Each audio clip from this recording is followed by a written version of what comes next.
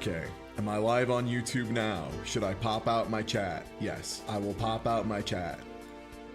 Because whereas YouTube does not watch competitive games being optimized, they don't understand the appeal of, that's why we're going to cheat.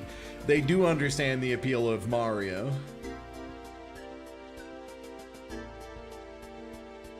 Okay, there we go. I believe I have my windows juggled correctly. Sick. Oh shit, I'm too early though. Oh nuts. I gotta wait for people to actually like get here or whatever. Ugh. Fine. Fine. Can you tell I just enjoy playing BAZR? Yeah, the raccoon game yesterday was crazy. I cannot believe how much of a brain blaster 5000 that shit was. I like deeply underestimated how hard that was going to be to just play on the fly.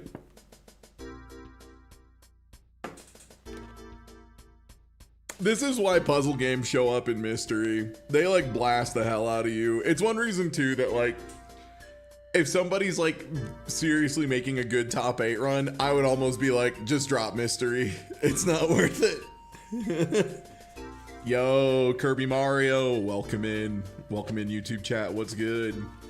Yeah, I think the big thing too about that raccoon puzzle game was the movement was crazy. Like, you mostly had to move with the D-pad, but the jumps just like never went where you wanted them to. And the grab was always a little out of position. Also, the button to pick up a block from directly beneath you did not put a block directly beneath you. And that choice will like haunt me until the day I die. Like, why did they do, what did they mean by this? Why is it a command normal of down and A to put a block below you, but it is simply the B button to pick it up? But if you press the B button, you will put it down in front of you. It was like a brain melter in a pretty big way. Also, like crouch and pick up versus picking up were two different heights, and then you had the button to pick up beneath you. Then you could time picking up during a jump, but like we already talked about how the jump felt bonkers. I think the big edge I had over Matt on that one wasn't actually like puzzle game stuff at all, because I think Matt's way better at puzzle games than he gives himself credit for, which, you know, what else is new, right? I think Matt's actually quite good at puzzle games. I think it was playing games with dog ass controls. If I'm being honest, I think it was the big wheel. I think it was playing 50 platformers that controlled like shit. I think that's what really gave me the edge there, was just like I was able to get over this raccoon handles like shit wall a little bit faster. Wild advantage. All right, well, it's about that time. Let's get a run of BAZR in. Hey, it's Mario. Hey, I'm here. Hey everybody, it's me, Mario, voiced by Charles Martinet, and I'm here to tell you about my new game, BAZR. Okay, let's go play.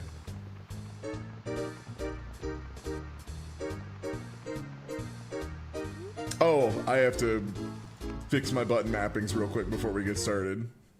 One sec. Hold up. Sorry, I got Joker's tricked by it deciding to choose the wrong controller profile.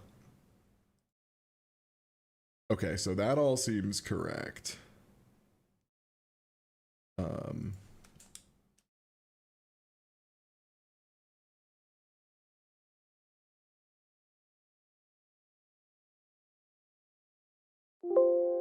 Oh, brother, one sec.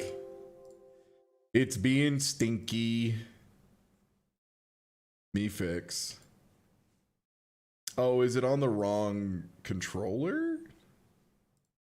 Is that the Joker's trick I'm facing here? It may have decided to put itself on a different profile as a joke.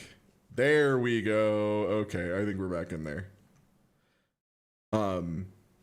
The struggle of being a streamer with too many controllers is sometimes a game decides like this is now controller 3. The other one was controller 1. What do you mean it's the same controller? No, it isn't. There we go. Okay. There we go. Hey, sorry. I have it set up so that like the A button is my right button, the B button is my bottom button, Z is the right trigger, and R is the right bumper, because that's how those map to me. That's how those make sense in my brain. You know what? I think we gotta finish the run of Baby Deck. We still haven't done Baby Deck.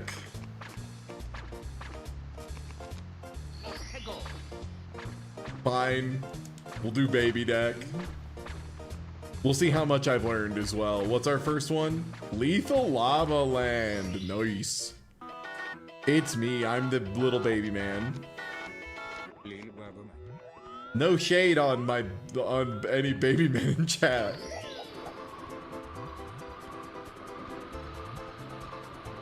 I think if I play my cards right. Uh-oh. No, I didn't land on it correctly. Oh.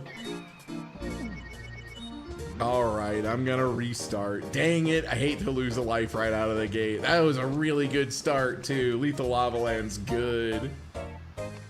Ugh. Okay, Sarah.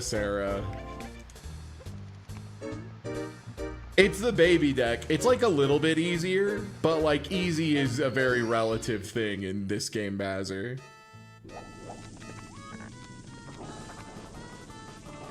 Also, easy is a little bit of a misnomer. It's just like you have cards that are generically a little bit better, but some of them are really hard to use. Like having Rocket and Flight is like very cool.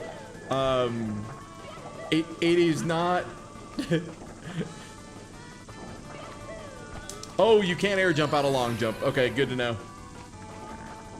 I have learned. Well. Oh, I missed.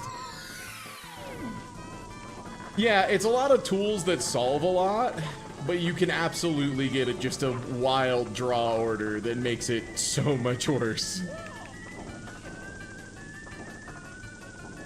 I think we should still be able to just launch straight forward here. What the fuck? Well, we might have been able to. I think now we're cooked. Man, that's what I mean though, is like, we have one jump, one jump card, which is like not a lot of jump card. All right, let's start again. I mean, honestly, I don't feel too bad about re-rolling a TikTok clock start. That place blows. I do think the first thing I'm learning is I do want to buy basic cards for this deck, like as much as I can. If it is lacking in anything, it is that. I also don't think I have a lot of like attacking cards, so I might need to be really careful with my punches. Yo, thank you for the follow. I think I'm gonna need to be really picky with my punches and make sure I'm like willing to use my slides as offense, or my crouches rather.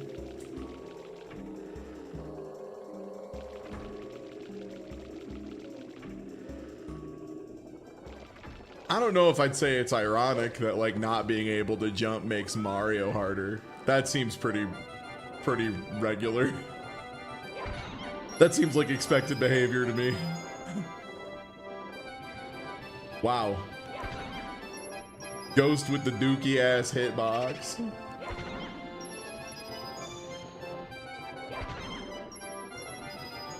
I've gotten pretty good at punching ghosts. Gotta give myself credit. Oh, whiff one.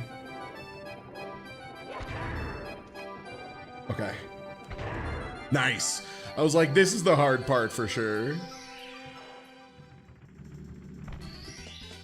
Right, this deck gets the Star Magnet. I gotta remember Star Magnet. Star Magnet's super broken. That's like the thing that helps carry this deck. If we get in like within like 3 Mario lengths, it's awesome. I know, he should be able to jump. So true. I agree. Nice though, that was pretty quick. That was pretty fast. Gave us some good nuggies. Wow, it's a bunch of terrible jumps and roll out. That's cool. That's cool. Well, anyway. Fran's Rights, what's good? Hello. I need to upgrade my jump because it's dog shit. Thank you.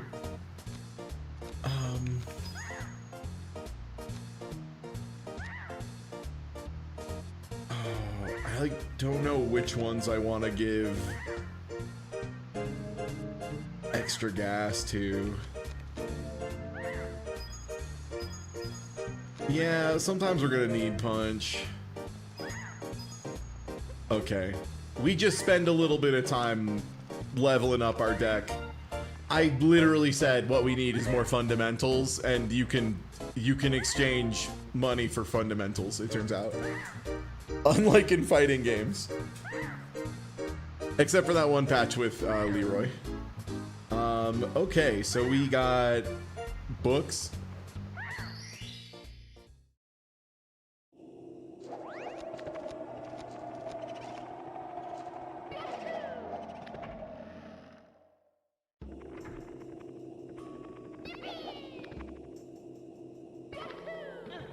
Nice.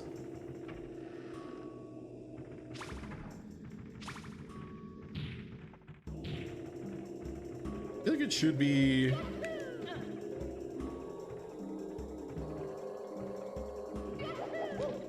Yeah. I was like, that should get me up there pretty clean.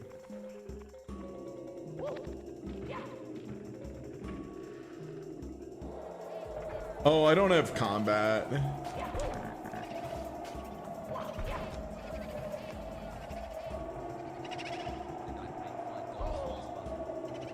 Yo, they were the reason up. Oh, nice. Okay.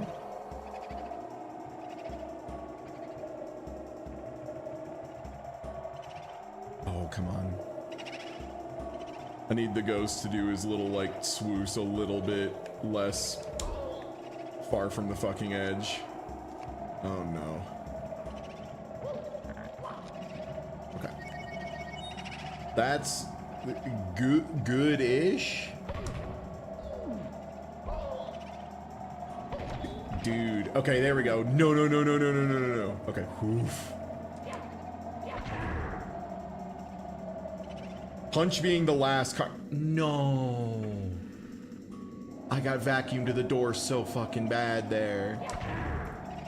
Okay. At least punch you can, like, turn quick, I think, now. Not always. I guess I'm not sure how boo functions. Now I do need to get over to the star without goofing up. Man. Okay.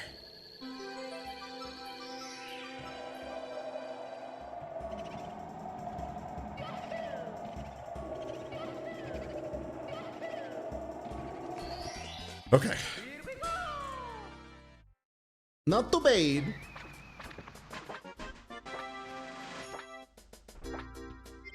Yeesh, time bonus -7. They want you to cook up there, man.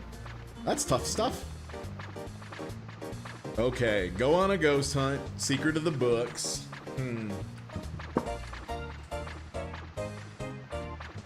I feel like books is the easy one here. A ghost hunt, maybe if I start with punch drawn. Okay, I did not start with punch, so I think I'm just gonna go do books. Yo, that's so good. Books is you? Yes. I know. That doesn't count as a jump? That's crazy. Oh, I need a more regular jump. Okay, or a punch, God bless.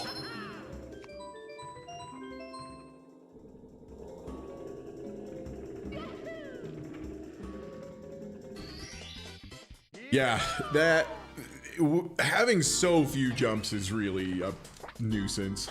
Good news is that should be a pretty good time bonus. Yeah. Okay. Hopefully we can find some regular ass jump from the Bible. Hello, off. Nice. They know how bad I want that just regular ass jump. They're right. I do want it that bad. See you later, bro. Brosidon, king of the Broshin. Remember when that was a thing? Crazy. All right, it's ghost hunting time. Time to go. Nice, top decked immediately. I have punch. This is good news.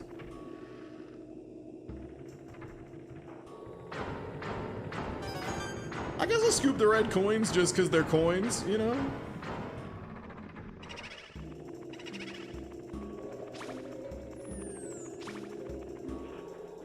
Is this close enough to get these ghosts baited? Suppose it is not. Okay, there's both of them.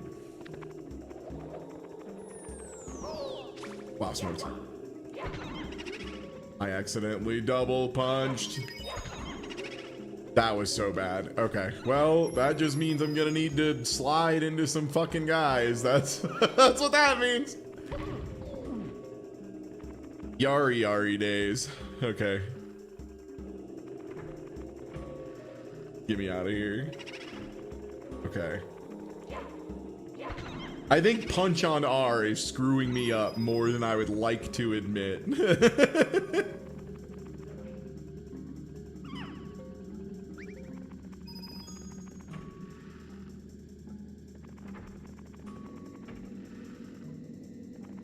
Okay, we got one more ghost across here. One more ghost that's a nuisance over a pit. And then I get to try and slide at King Boo without screwing up.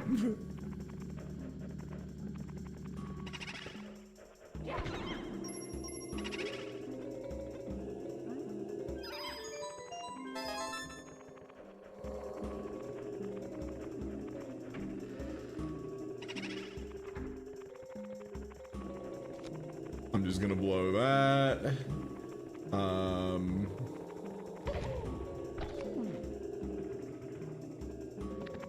He's flying a form of combat.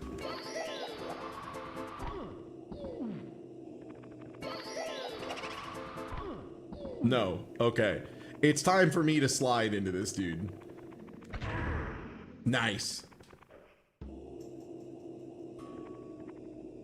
Are the 100 coin stars in this? They are not.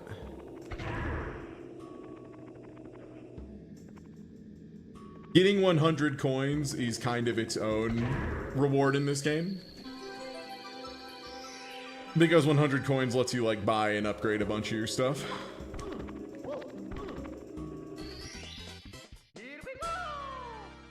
Not having Flipma kind of sucks here. No Flipma makes it weirdly hard to get the red coins. This is kind of what I mean, is like Baby Deck has some pretty big flaws, all told.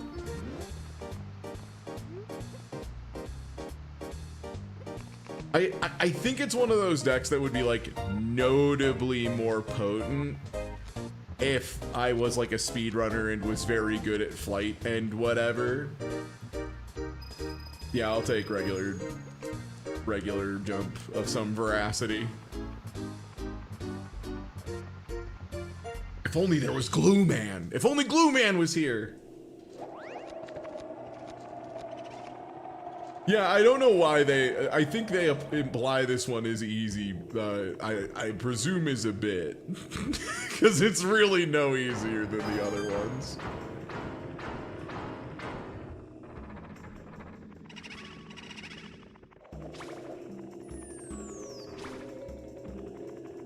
I think the correct answer to get these is using the funny triple jump. But damn, I love the idea of trying to fly in here.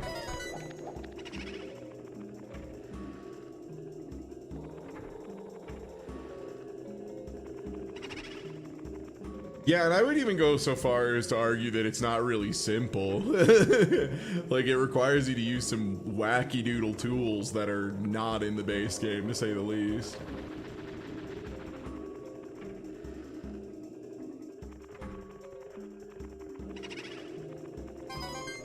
Like, is it probably on paper easier to use the wing cap inside to do stuff? Maybe. Can I do it? Not really, man. Other than this right here. That's my one genius use of it. Up the stairs.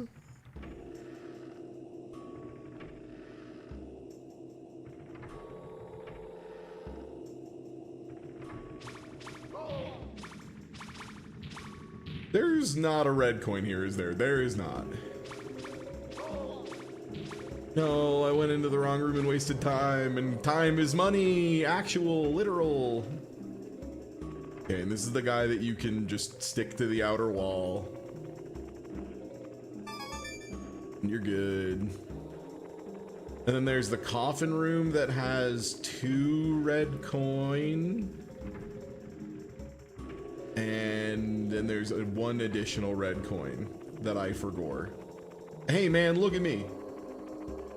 Thank you.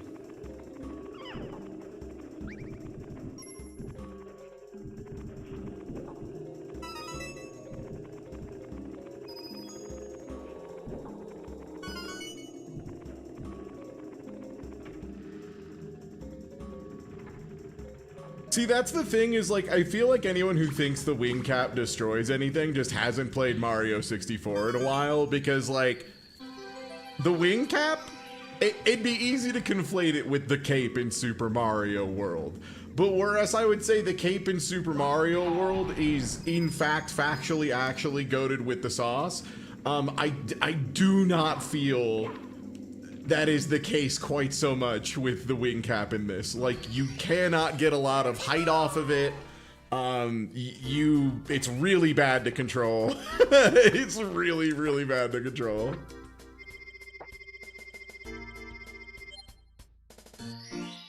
Yeah, the big thing is, like, it just doesn't give you vertical very much. I mean, I guess I'll check for Vanish Cap, because Vanish Cap would just be... and Free Star. Also, there might be Glue Man. Shit. I do love regular jump. You know what? I'm gonna go to the gambling man. He's gonna have a copy of Glue Man. I'm gonna gamble, get the copy of Glue Man, and then I'm gonna re-roll the level.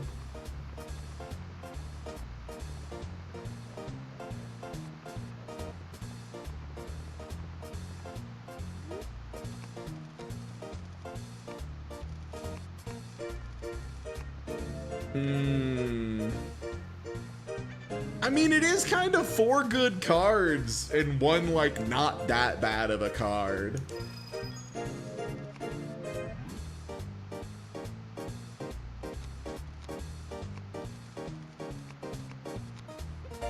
Great.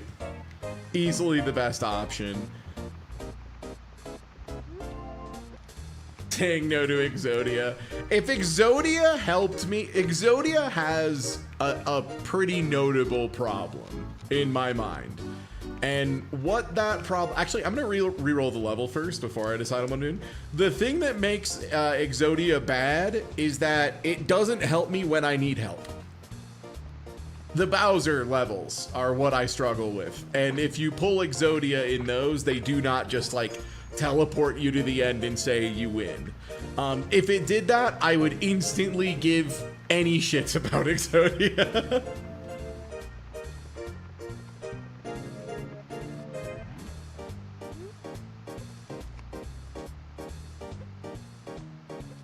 It just simply does not win the game when I need it to actually win the game for me.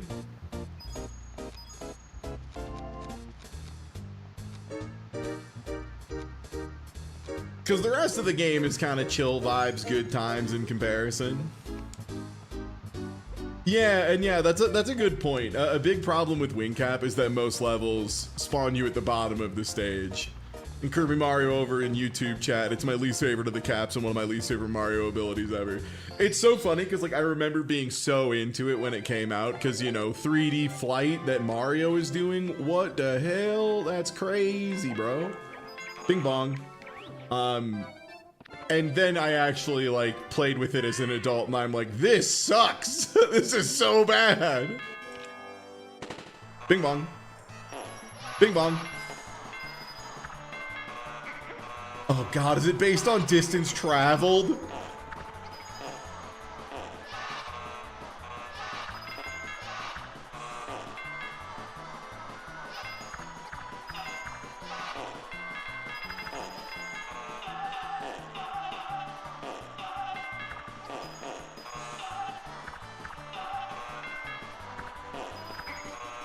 BAZR might be the greatest video game ever made.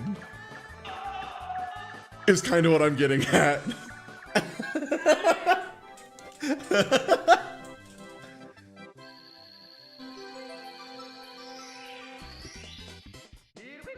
Like, I truly just think the ough noise is like one of the best to ever do it.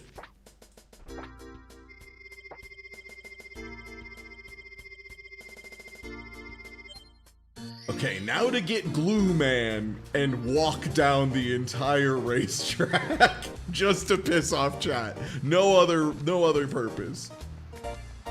Ooh. My good friend and Mario Maker and Mario 64 Genius Author Blues is really up on low gravity. And so far I have agreed with author's takes on what are bangers. What's the deal with BAZR? So, you see how I have cards in the top left?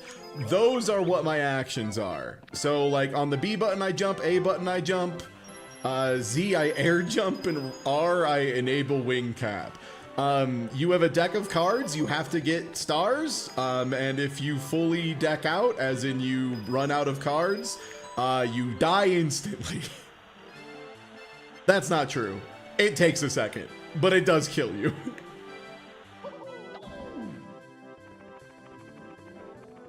$20, please. Wow, $3. Yeah, they have limited uses, and yeah, if you deck out, you die immediately. Yeah, it's Mario 64 as like a deck builder, deck of cards thing. Another good note to have is you get a bonus of coins for what you actually got in the stage. Like kind of the estimated difficulty of the star, I think. I think it changes. I haven't paid too close of attention. And then how fast you are. And there's par times for each star. And I will say, they're pretty generous. Like most of the par times are pretty reasonable. I feel like if you go in with like a plan and you execute it pretty okay, you'll usually end up with between like 10 and 50 bonus coins. It's a little punishing when you're learning. But I will, what I will say is this is a pretty punishing game to learn up front no matter what.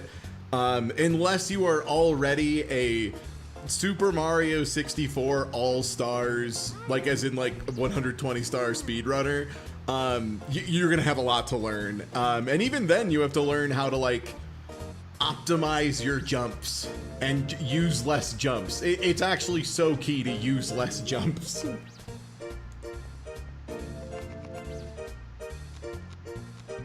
Oh, I just realized a thing I can do. And this might be a horrible idea, but also check this out. I don't give a shit. Streamer brain, streamer brain, streamer brain, streamer brain. Running over to the other station. Hello, Vivian, I've got streamer brain. Would you like to help? Thanks, babe. See you later.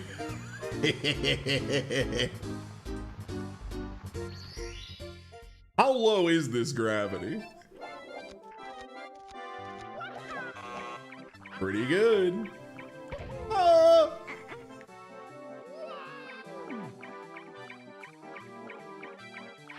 I was considering laminating noises. I'm not gonna lie. If they made it cheaper to laminate funny cards, hee hee, I would probably do it a lot more. Honestly, probably my #1 requested change for this game would be let me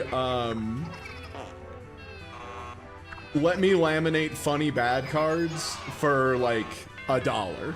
Like, we all know it's not good, you know? Oh no!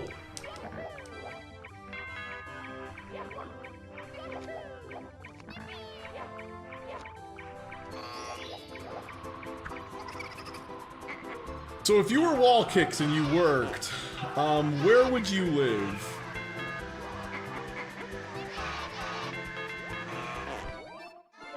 Like back here, right? Yeah, laminating Releasio physics should put real life money into my real life pockets. I agree. It did last time, so like, you know, as intended, I suppose. Thank you for the bing bong.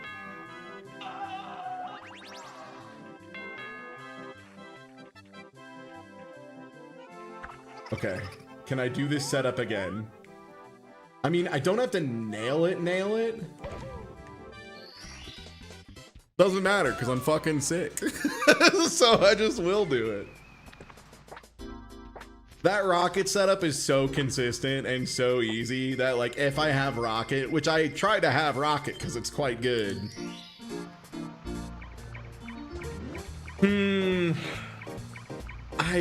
Dude, I feel like Lil Penguin Lost should be so free, but I'm so fucking bad at it, and I don't understand. Like, I know there's a route where you can, like, slide off the back, and that's makes it really good. And if I reshuffle this, it's gonna give me Rainbow Ride. Yeah, give me Rainbow Ride. Motherfucker. I swear to God, dude. Oh, like, I have flight cap. If I knew where stuff was, this would probably be pretty good. But I don't know, like, where I would want to fly to. Because I thought it would be, like, the top of the...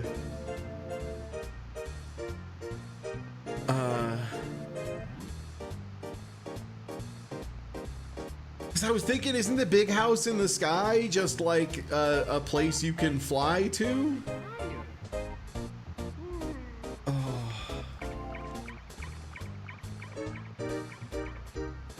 I'm not gonna do it when I have low gravity. Dude, okay. Yeah, fuck you, man. Yeah, alright, man.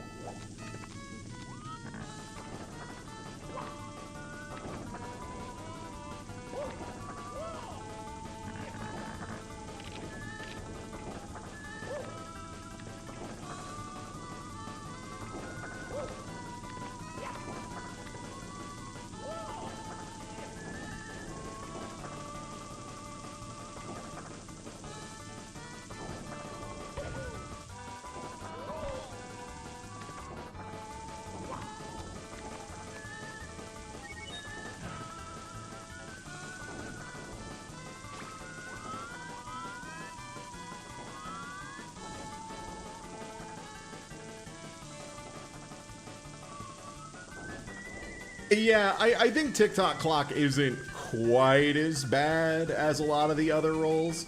Oh, I need to get a regular jump to get onto this thing. Okay, sick.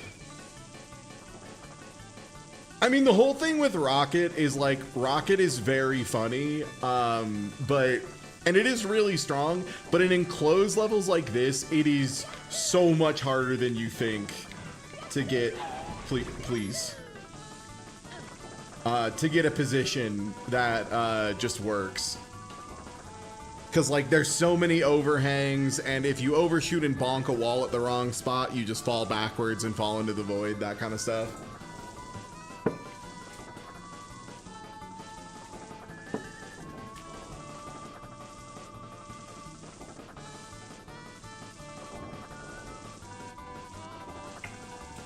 Look, sometimes you just know, you know, like you don't need to overthink. You're just like, yeah, it's gonna give me Rainbow Ride in the TikTok clock because I'm being a naughty boy and re-rolling.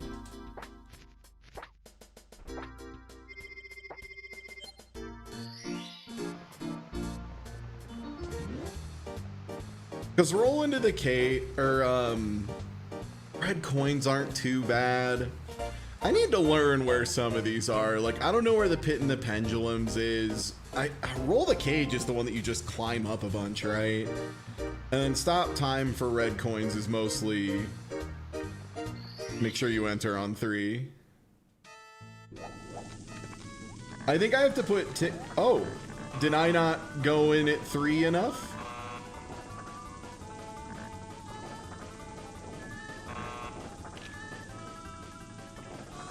Oh, 12 is stopped. 6 is random. Absolutely not. You're not pranking me with that shit. I remember 6 is random.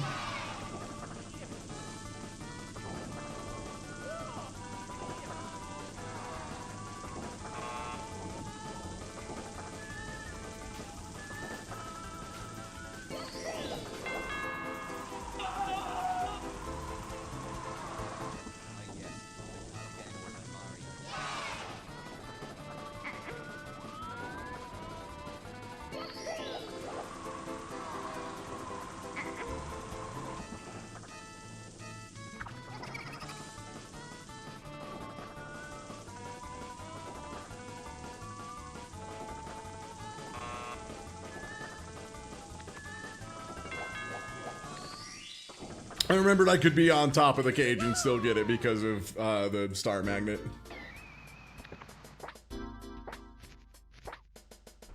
Okay, so that is roll into the cage. Okay. And then the thwomp is the one that's like way the fuck up there. So we can do red coins. And then a reroll probably will only cost like 10. Star Magnet you can buy as a passive. It's just, it is definitely the best thing that Baby Deck gets.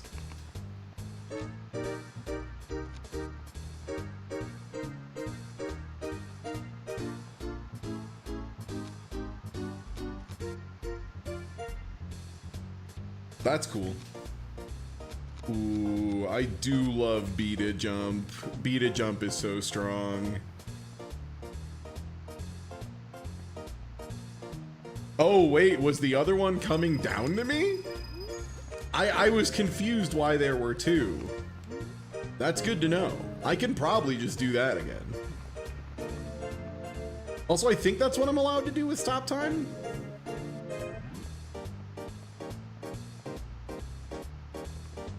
Beta jump is the flower jump.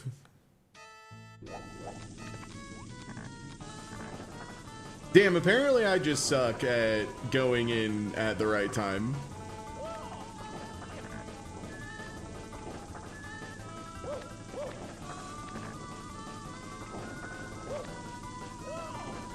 Uh-oh.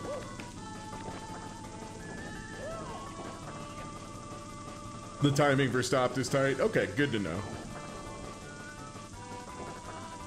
Is jump into air jump enough here? Probably if I do it exactly right. That is definitely though.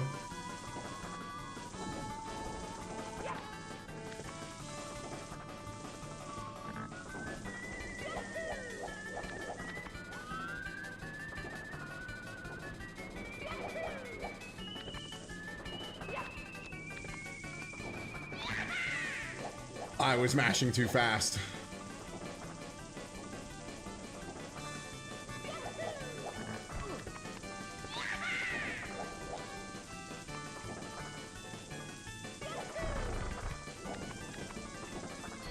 Nice.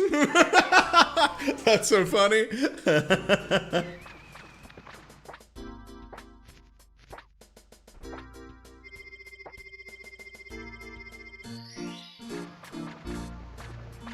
Okay, so if I stop time correctly, we can almost certainly do something good here. But first, Glue Man. They do not want my ass to have glue, man.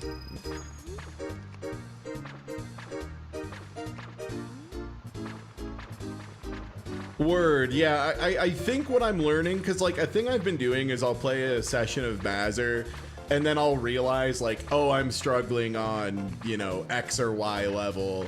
And then I just go back and I'll literally just go like look up speed runs or just like a playthrough of getting every star on a stage, watch them and be like, oh shit, right, that's where they are. Because like I've played this game so many times, but you know, it's still, it's 120 things is a lot to remember. Okay, if that's not good enough, I don't know what to do. Okay, great. Oh, fuck.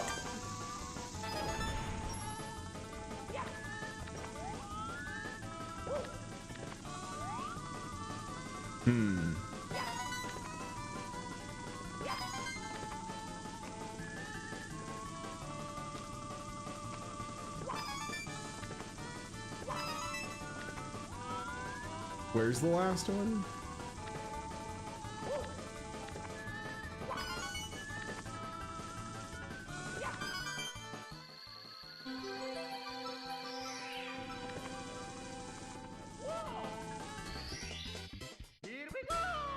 Sick.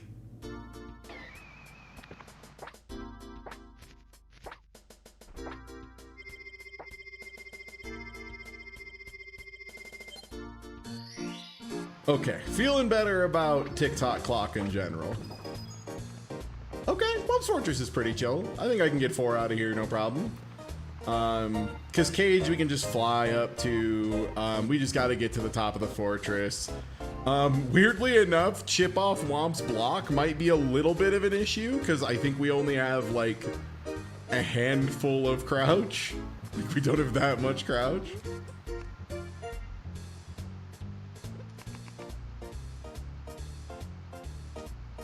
Yeah, so the problem is, first of all, you need to get Exodia drawn where you have it in your passive slot and you have all 4 pieces in your hand.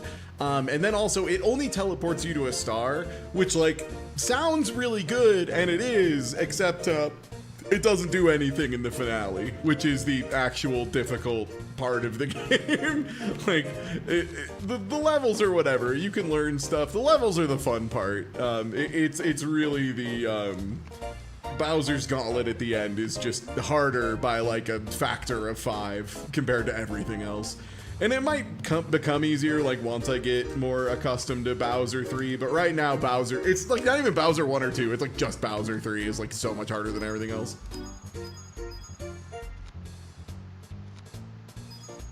It's like way beyond final exam.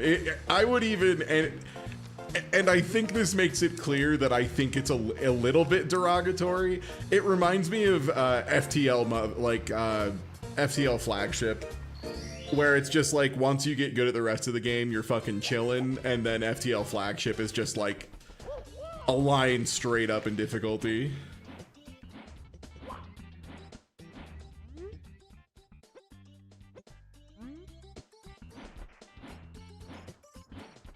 Unironically would love to see a slight nerf to the Bowser 1, 2, 3. Like, it's doable, it's just so much harder than everything else. Okay, I think that just gets me there.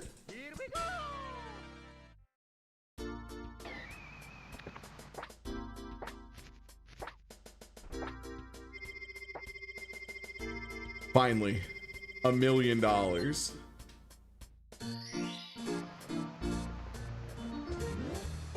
Well, I mean, I think like the way I would say it's like so much harder than the other ones is like doing Bowser 1, 2, and 3 back to back is no joke, like 3 or 4 times longer than the average star, like if not more. It's like a lot. Oh, God bless. We drew the good stuff right away. Do I need a punch at all here? Oh, I know one I can get like really fast. If I just walk over here, this thing should just show up in my pockets. Yeah.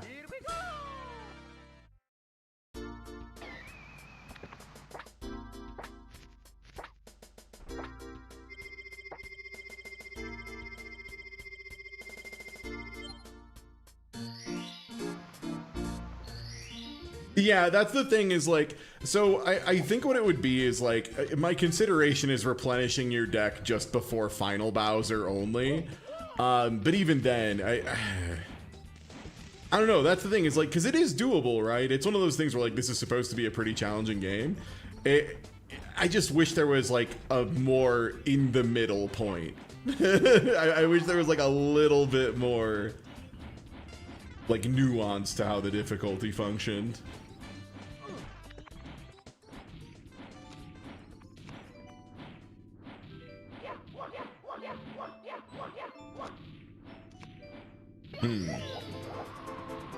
What the fuck was that? Well, that was no good.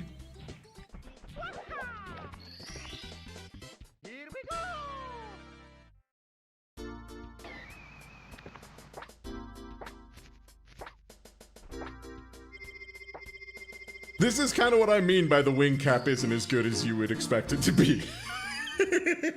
There are so many times where the wing cap's like, oh, I'm dying for this. Oh, right, the beta jump can't climb stuff.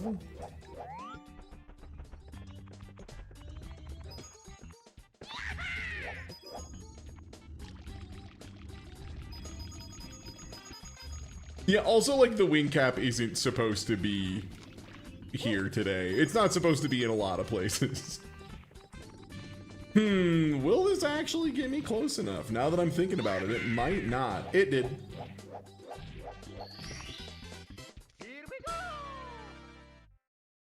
I think if I, like, found out where to use Rocket in Bowser 3, that would also help me a good deal. I can, like, buy a card and get it laminated. That was actually a crazy Whomp's Fortress. That was very good.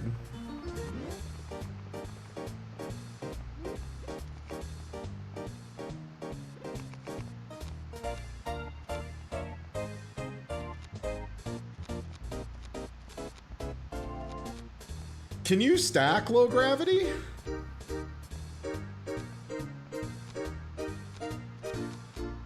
Dang, I was really hoping we would draw something a little spicier.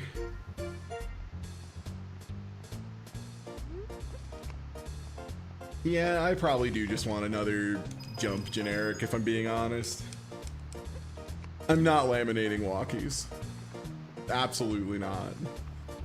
Walkies are only funny with Reversio physics.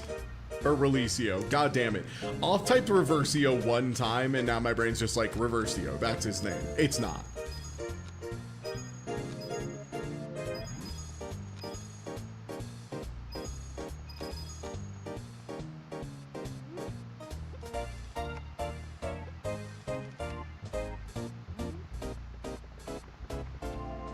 Alright, we'll see what we can do.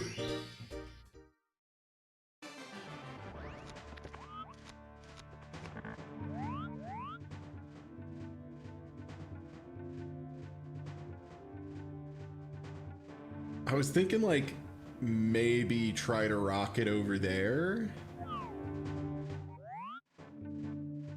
Like, we have some lives to play with, so we can try some stuff. The angle would need to be like that.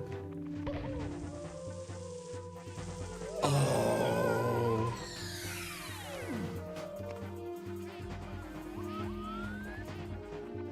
Unfortunate. Yo, thank you for the resub, you Morgan. Okay, I think if I am on the back and I run full speed. Oh, I need to be a little closer. Okay. Yowza, and it just took all jumps. That's crazy, man. Okay, well, it's tough out here for Republican Brony, I guess.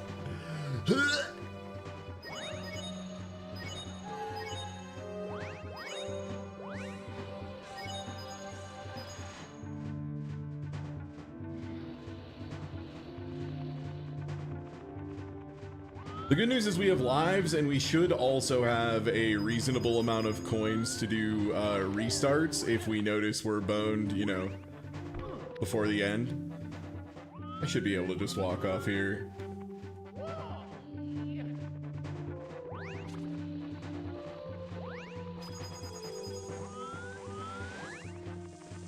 True, astronauts got to do their big physical training on Earth because being in space is disastrous for the human body. It's like unbelievable how bad being in space is.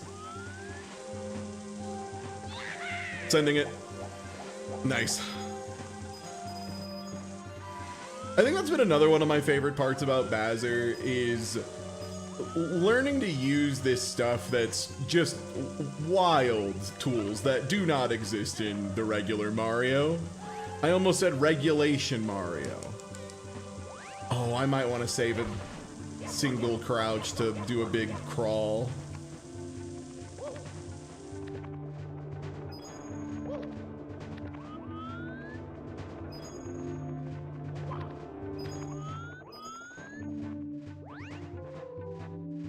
You can't crouch climb up this, right? I don't think you can.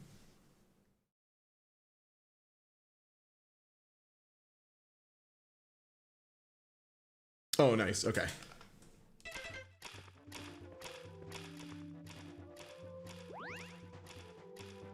I'm gonna check.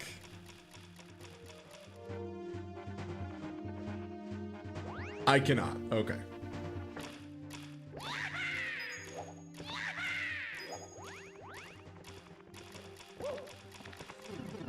All right, and let's do Bowser 2. I think the other thing is like some of these, like Bowser 2, get like a little bit autopilot-y. Oh, did I not touch the platform long enough to make it go? Man, I don't know why it does that sometimes. That shit is the worst.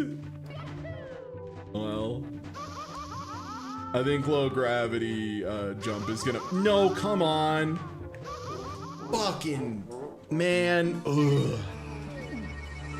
Or you know what I think would actually probably be good is if they made it where if you die in Bowser 2, your next life starts at Bowser 2, or like if you get to Bowser 3 with like 1,000,000 lives, it's like good. It's like a helpful thing to have.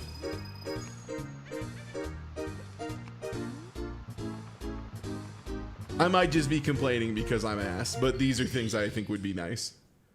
Especially because now I have to do Bowser 1 again, and I think that's annoying.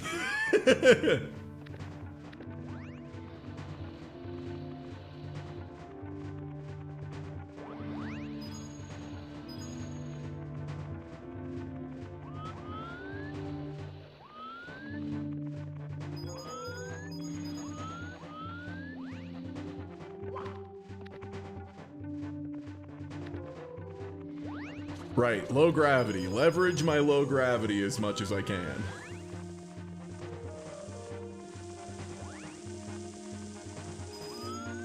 Yeah, I think I just need to like go do a speed run of Mario of some variety and make a save state at Bowser 3 and just do a bunch of runs of it.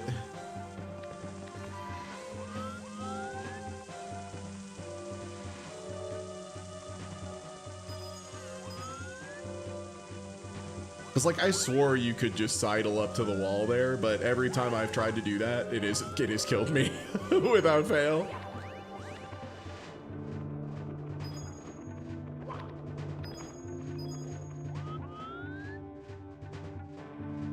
I think just a regular jump gets there. Yeah.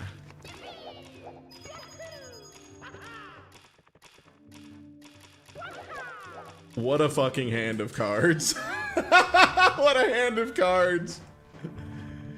Okay, now to stand on it long enough to make sure it goes off. Okay, yeah. Low gravity is screwing me up.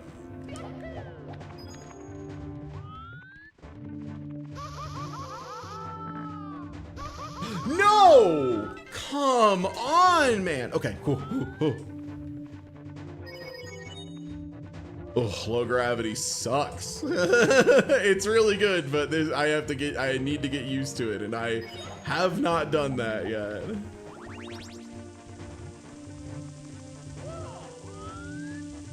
Complaining because I'm mad. Or complaining because I'm bad. Also, I'm mad.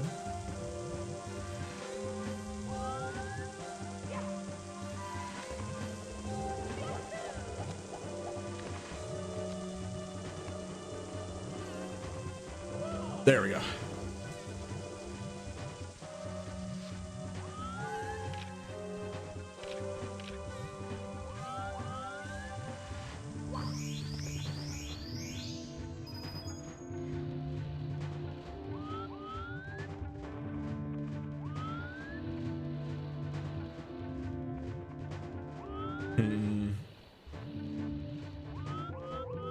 I think what my next hearts are to see if it's worth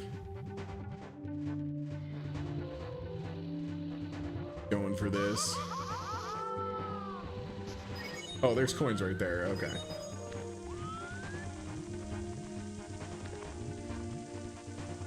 And then I simply do not perceive the bully and it cannot harm me. And now it is Flat Platform Friday, so I get to run up here real quick.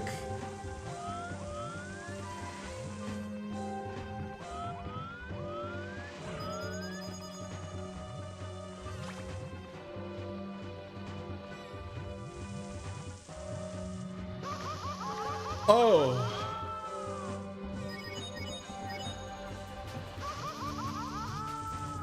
Okay.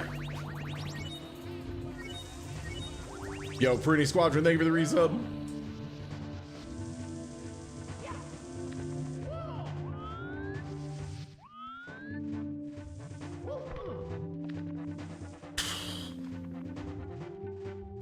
That was gravity absolutely smoking my shit.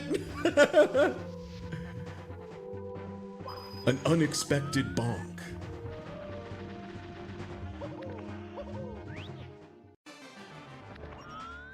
This is one where I just wish I had speedrunner knowledge to know, because I have 2 charges of rocket, and I know 2 charges of rocket would let me skip so much, but it also can lose me everything instantly. And it is, it's tough. I'm gonna try and just send it off the ledge here. Okay. Okay, that sucks a little, but it's not too bad.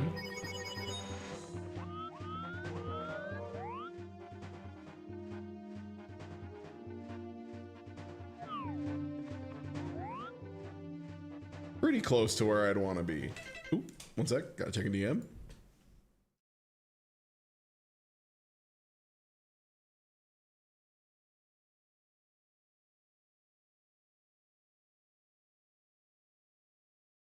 Okay, nice.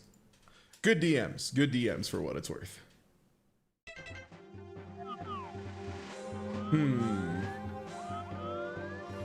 Because, like, it's gonna take so many jumps to get out of here, but I think...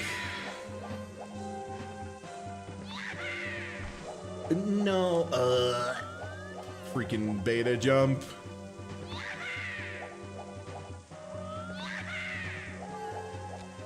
I think that's still correct.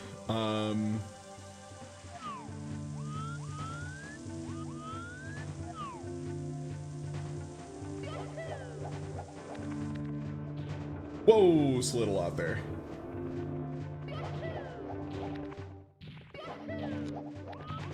Okay. This I remember being a spot that, like, should give me access to very late if I play my cards right.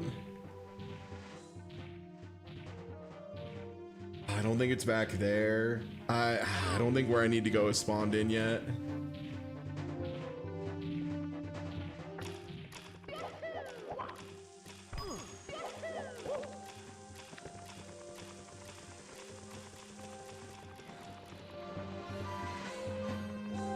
Okay, so I think it was like a little bit past here is where Oth was like, look at that direction. This is where we're trying to be.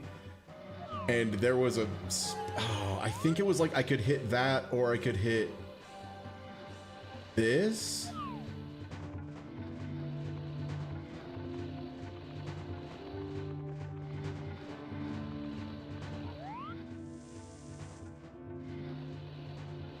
Because if I hit that, then I think it's just like 2 platforms up. Okay, I need it to be Mario Cam. Need to make, oh no. Need to make sure my angle is correct.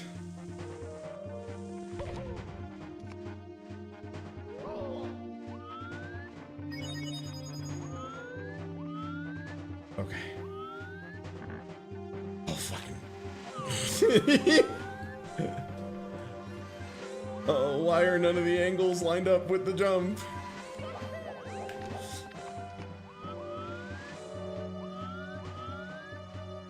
Oh, I have like no. Oh, right. Long jump can't cancel into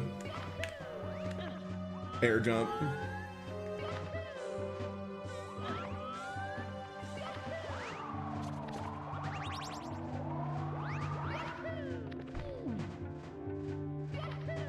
Folks, done and dusted. We done it. Whew, win number 2, baby. Scary.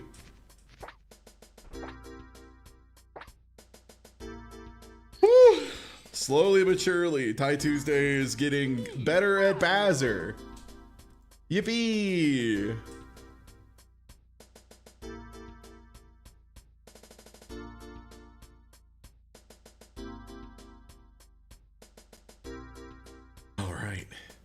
Well, hey, that was our run of BAZR.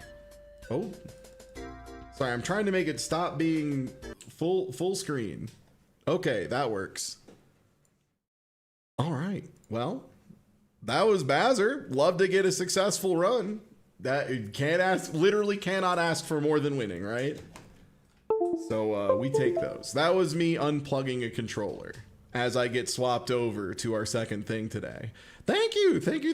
Yeah, it's been really fun getting better at this game. Unironically having a great time, like learning Mario 64, like for the first time proper, I feel.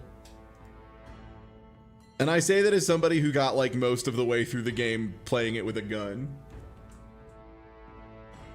All right, well, this is the game I wanted to show off a little bit as well. This is Moon Sigil Atlas. I streamed the demo of this game ages ago as part of a Next Fest, and I've been following it for 10,000 years, and it fully released. It's out, baby, so I want to do a run of it. I want to show this game off a little bit. I think it's really fucking cool. Let's go ahead and start a run with, yeah, let's do Feldrin here. So you start with 55 health, and you'll notice, oh, I have to reach more mastery. Okay. This game, on top of having like a very cool aesthetic, and I don't just mean cool as in like a lot of blues and purples and whites, though that is also true.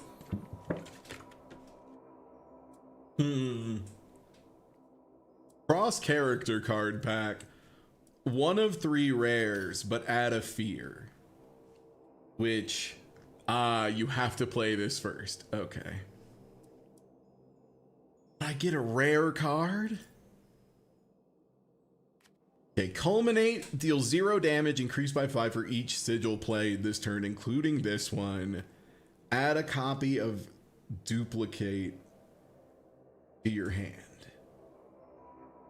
Which lets me duplicate a thing. Dark Resonance deals 6 damage to enemies.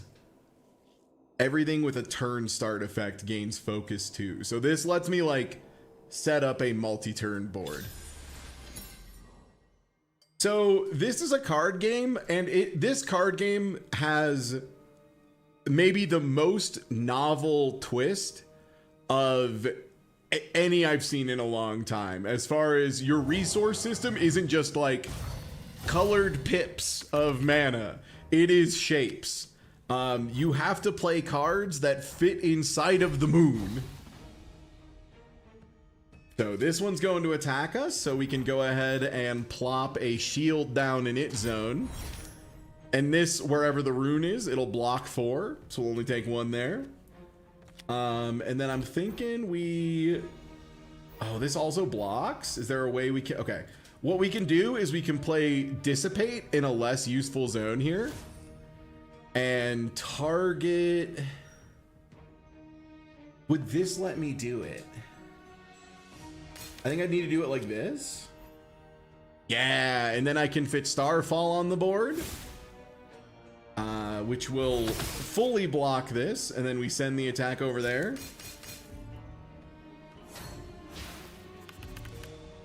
And for what it's worth, this game is a very cool tutorial that'll like walk you through everything and get you good to go. I just still had a save file from the demo way back in the day, and it just let me keep doing that. That on that side, which should let me play a ward interlocking here. Nice, full block. And then I can fit one more bolt.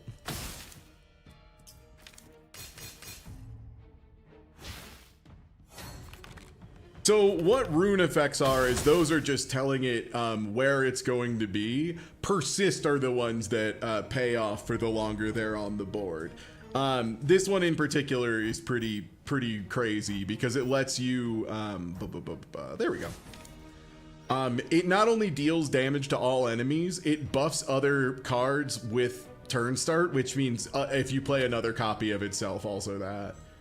We're gonna take a little damage here, but that's okay, because we will hit with 2 bolts, and then at the start of next turn, they're gonna explode. I could have played this more optimally, but yeah.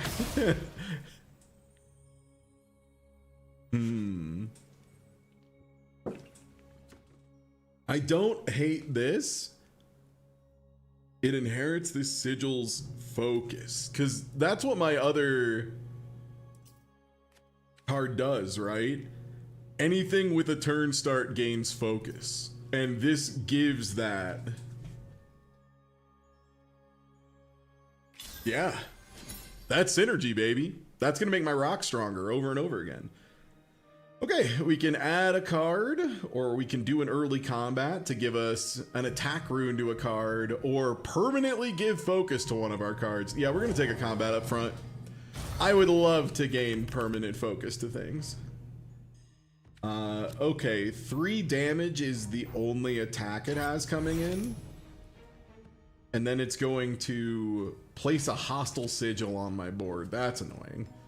Let's try to get some damage in. Never mind, that's all the damage we've drawn.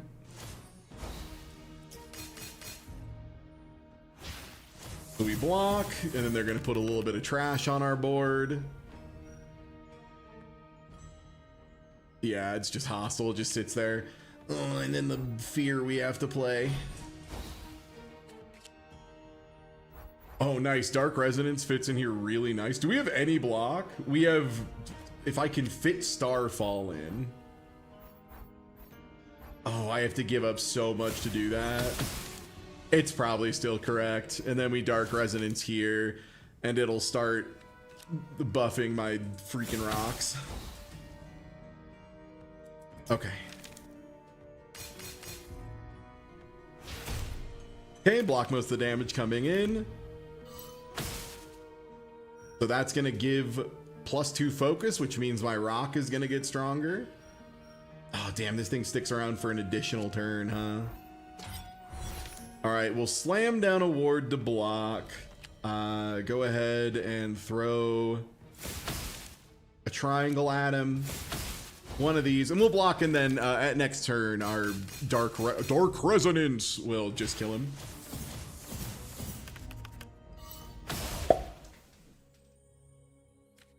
And full of rocks. And that needs us to put focus on it before we play it. We're more looking for like turn start. Infuse a card in your hand with this shape. Huh. Or redraw a card. I think we're gonna take reshape, and we're gonna see if we can at some point remove a triangle from it. I would love to harness the power of the moon. Yeah, I think we just start with Stony Vault. Our rocks immediately starting spun up one is like quite good.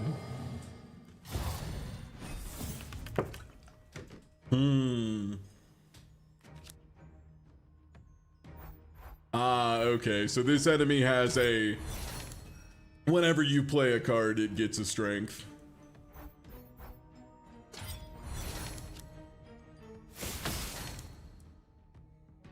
All right, we're just gonna block here. I don't really want to spend reshape on like nothing, you know?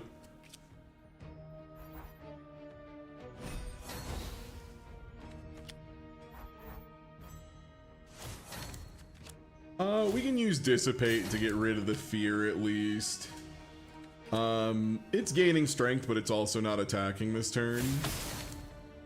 I'm not too worried. Good news is I think we're guaranteed to draw a Stony Vault. Yeah. Okay, that's like a lot of damage coming in, which I don't love. Yeah, we didn't draw much in the way of defense, did we? Nice. Look at this. This is the other thing that I think rocks about this game is when you get your shapes to fit pretty nice, it's like, mwah. It's similar to like playing all of your mana perfectly efficiently, but like, I'd even go as far as to say like a little juicier. Look at this, 8 damage rock. Incredible. Another Stony Vault. Yes, please.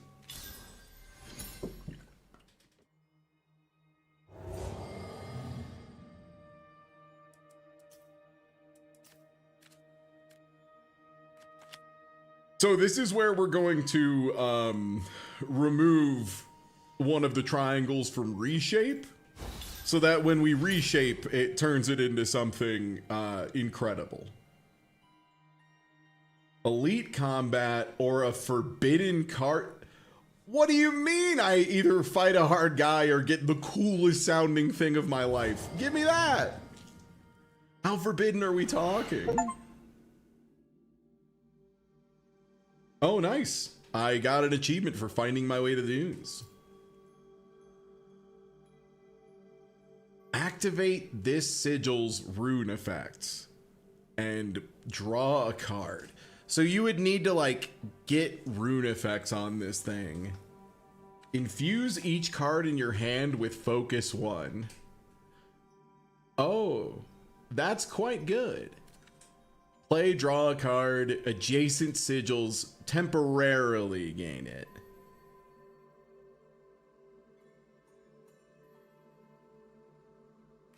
Yeah, I think we want the turn start.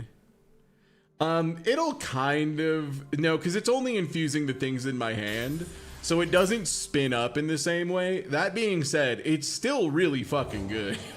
Like, I don't think it's going to fully combo in the way I would want it to, but it's also really good regardless, so I kind of don't care. Really unfortunate starting hand here. Yeah, because we don't need to play ward or anything. Yeah, so the question I have is, will it go off before...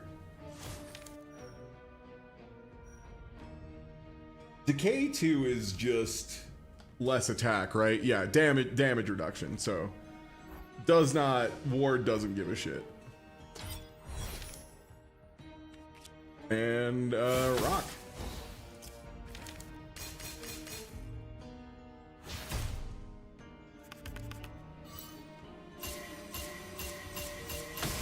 Nice, it orders in the better way. That's good. And that leaves a perfect slot for our rocks.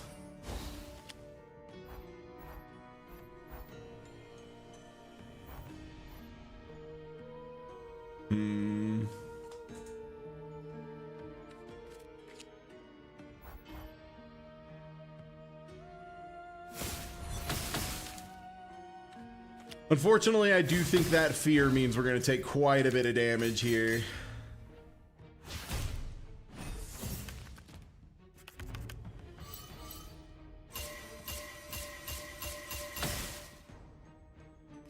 Yeah, I mean, we have an 8 damage rock. This deck does damage for sure. A little bit of block would be incredible. When you draw a card, deal 2 damage to the enemy with the least remaining health. And on play, draw a card. We don't draw that much. Oh, if this has focus, deal 7 more damage. Yeah, okay. That's what we want.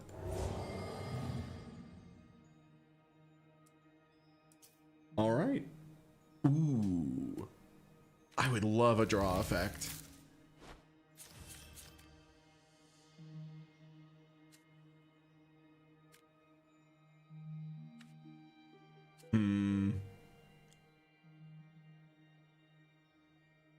Refresh like is a good card, but I really would prefer cards that just draw a card.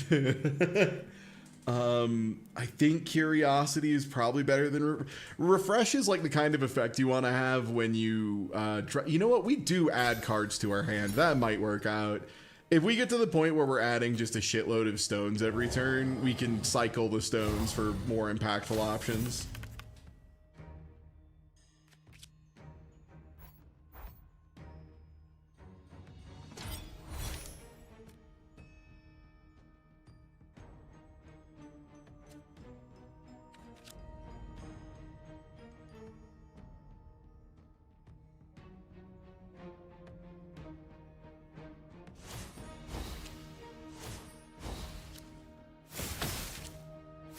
Yeah, we're gonna take quite a bit of damage here.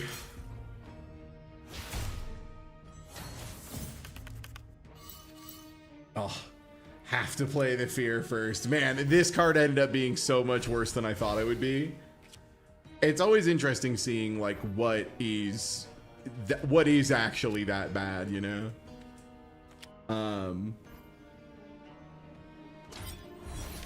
Let's get a little blocking in.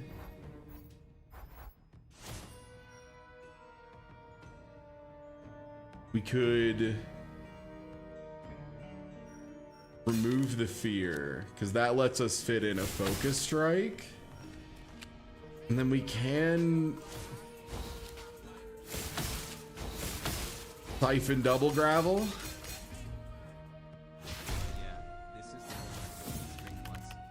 Yeah. Yeah.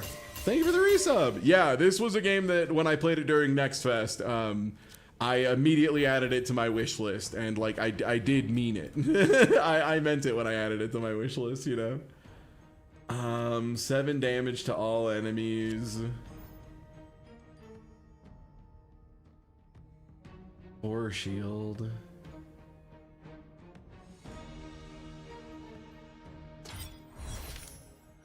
Yeah, we have ended in a very awkward. Oh, it's immediately discard your whole hand. I'm stupid.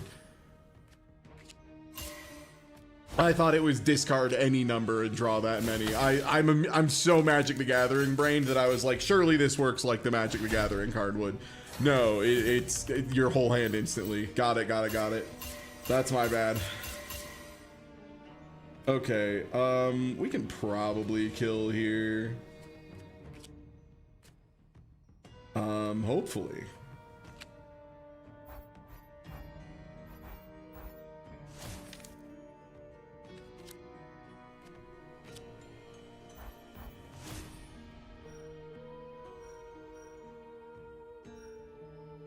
Yeah, sorry, Siphon, you're so awkward.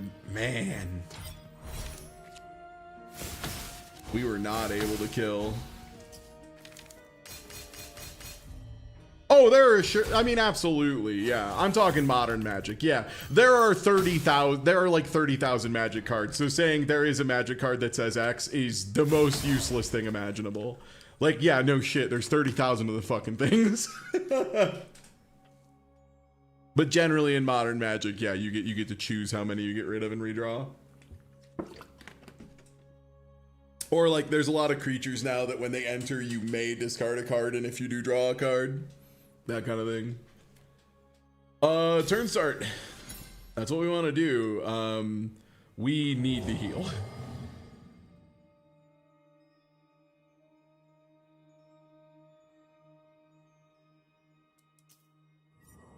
All right, fix the moon.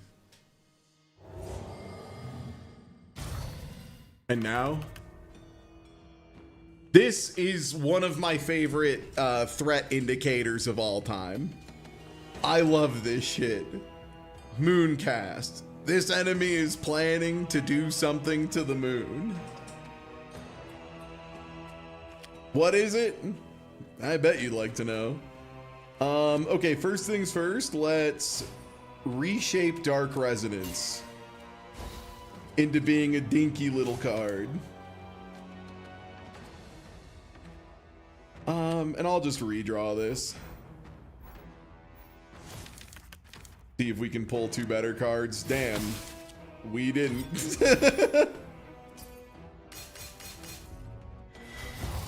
Yo, what's good? Yeah, I think your game is really neat. I think it's a very interesting twist on a standard mana system. I played it during Next Fest and had a really good time, so I figured I would give it the old shake. I'm learning now that this game's curse cards are like way fucking worse than other games' curse cards. Like way worse.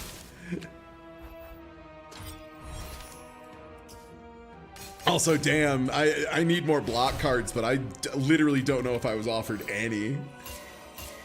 Like I got offered 1 Bulwark, I think.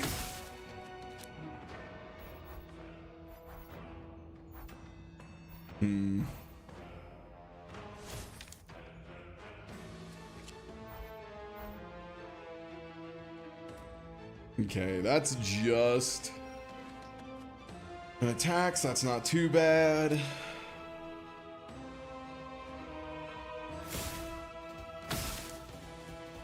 I'd love to destroy that moon. And I think I can this turn.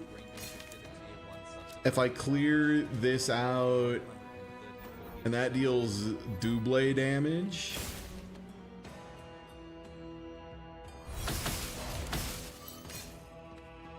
Nice. Okay, and then this is the one that just lets me draw a card every turn, which is like very good. That the moon is in the exact shape of fear, so I think I'm going to leave that bad boy open. All right, time to have my moon covered in bullshit. All right, these are the ones that I take damage if they're not covered. Hopefully my gravel will pay off pretty hard here.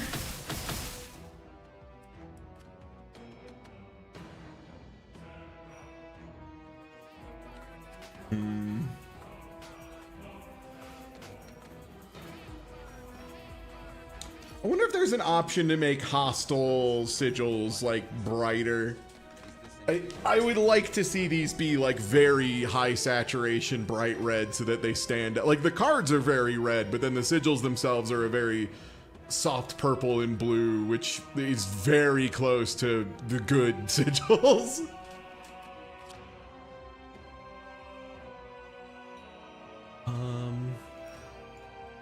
All right, so if I play you there and I Stony Vault, man, that... Oh, Bolt, I wish you were a different shape, baby. You're the worst card in the game. Oh, man, you're like the worst shape always. Ooh. All right, let's... How do I right-click a card? Okay, there we go.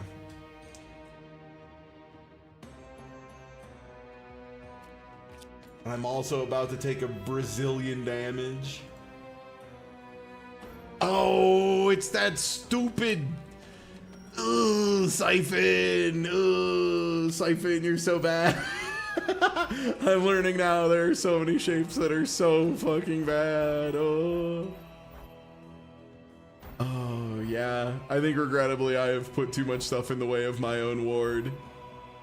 And thus will not be able to ward and will just be taking lethal damage here. I regrettably think my adventure ends here because, yeah, I don't have any redraw. The only redraw I got was that single wheel effect. And I'm going to take 28 from this and I have no way to block it because regrettably I just do not think I have space to play ward in that zone. Oh, it's such a shame. Like this boss, it feels like you should be able to just block anywhere because the moons don't like attack you. They just do a thing passively. So it feels like this whole moon should be block zone. Okay, there. I found a spot to block 1.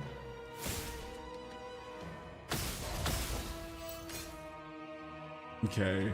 And that moon is down, which regrettably doesn't do like a stun or anything. Ugh, yeah, shit. And I would love to be able to do this, but it does not matter.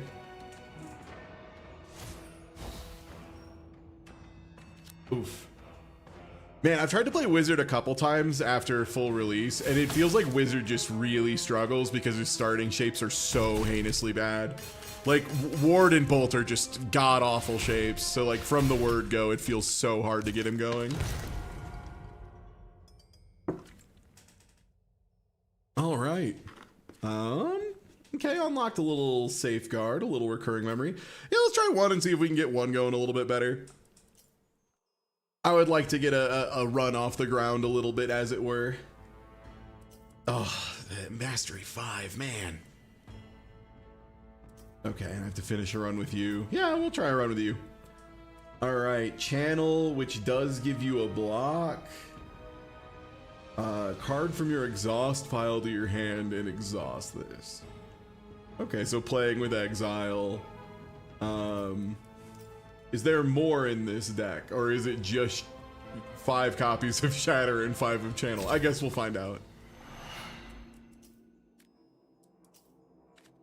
No, it's also Bolt that's shaped weird and Ward that's shaped very weird. Okay, that would be another thing. Having that information at the start of a run, because like this is a very different Bolt shape and this is a very different. Oh, is this one fragile as well? Removed from your board when your board becomes completely filled. Oh, okay, that's neat.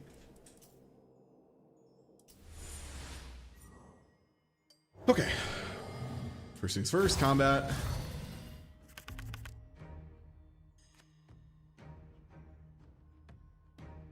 And spread is it covers it. Okay. Deal 7 to all enemies on spread. First things first, I'm like always running out of life too early, so I do have to take blocking very seriously up front is the other thing I'm learning. Okay, so we consider... I'm trying to think where I could play Shatter that wouldn't be super disastrous. I guess it's like a case if I'd want to play it as late as possible. So I'd want to leave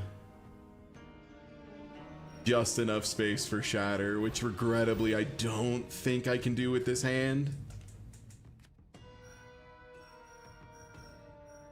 No, unclick please.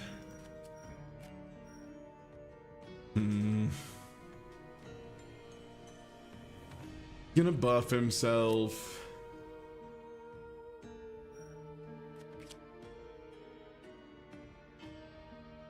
If I can get most stuff down, let me just straight up count tiles, because this is 1 2 3 4 5 1 2 3 4 5 1 2 3 4, and I have 1 2 3 4 5 1 2 3 4 5 1 2 3 4, and then I only have 1 2 3 4 5, which is exactly what this is. So I have exactly enough tiles, which makes me think there's a snowball's chance in hell this is gonna work out.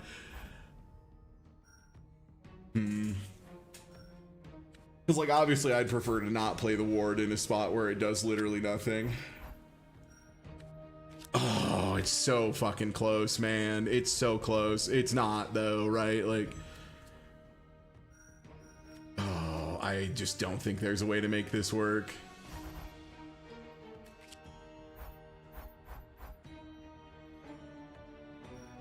Oof. Yeah, the starting card shapes are just so terrible.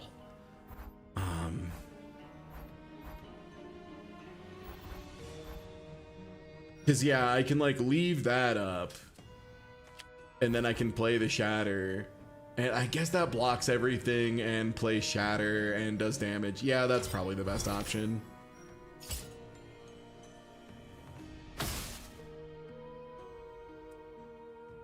I'm aware of the concept, brother. That's not an easy ask with this starting deck. Yeah, this game doesn't give you nearly as many chances for deck thinning, though. Like, it is like a factor of 5 less. Do I have any exiled cards? I have the Shatter. That could be cute. Let's just play that right away, get the Shatter back.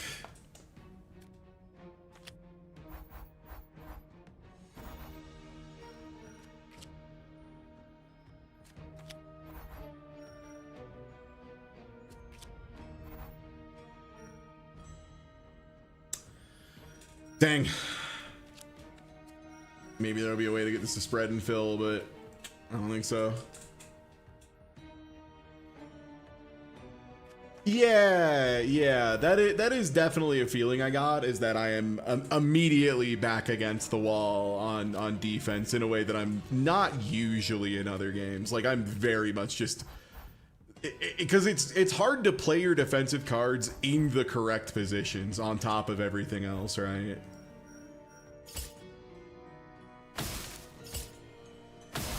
Yeah, like I really want to be playing my offense first and foremost, is what it feels like.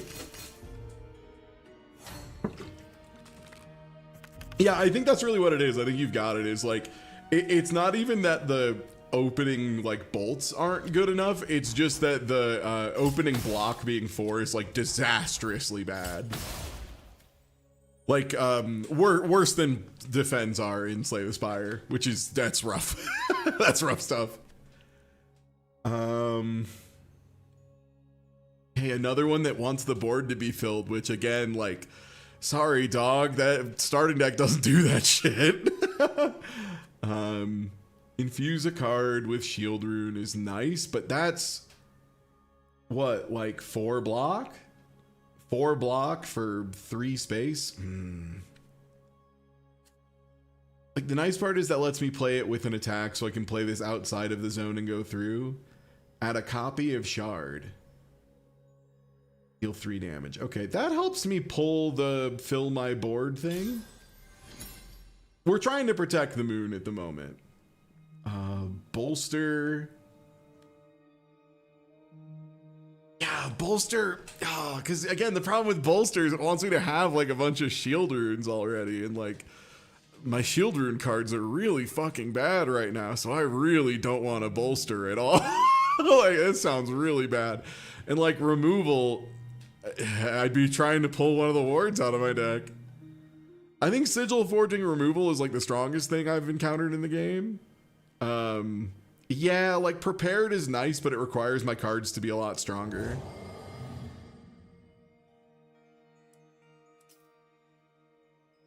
Honestly, the thing I need the most is a way to change the shape of the moon to make it more beneficial. I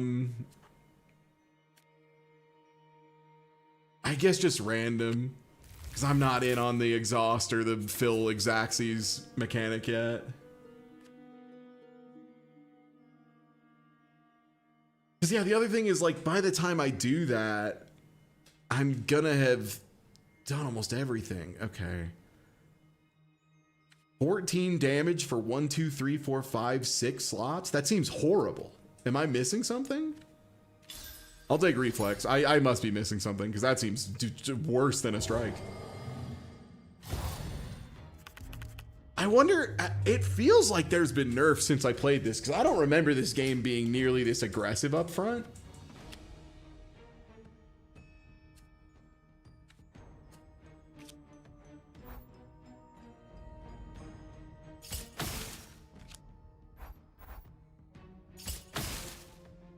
Yeah, I feel like I'm struggling to get a run across the board on the day 0. Yeah, we don't have anything to pull back from exhaust yet. Let's see. Okay, that does let me block. Does the brightness on the area of the moon mean anything? So this is like this region. I don't have mouse cursor turned on. One sec. Let me do that so you can see what I'm pointing at.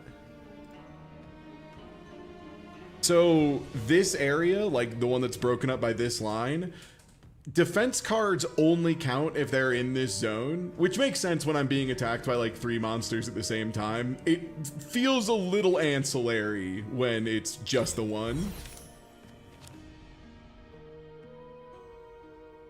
Because yeah, like I now, for example, have to play this over here because if I played it here, the shield rune would not block.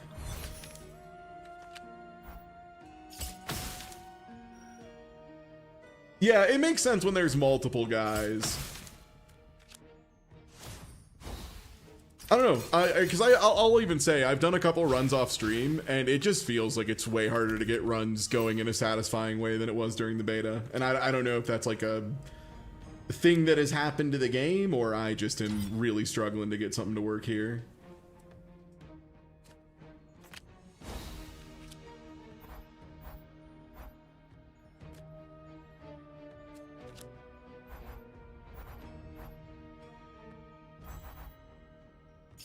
It could be the moon's fault.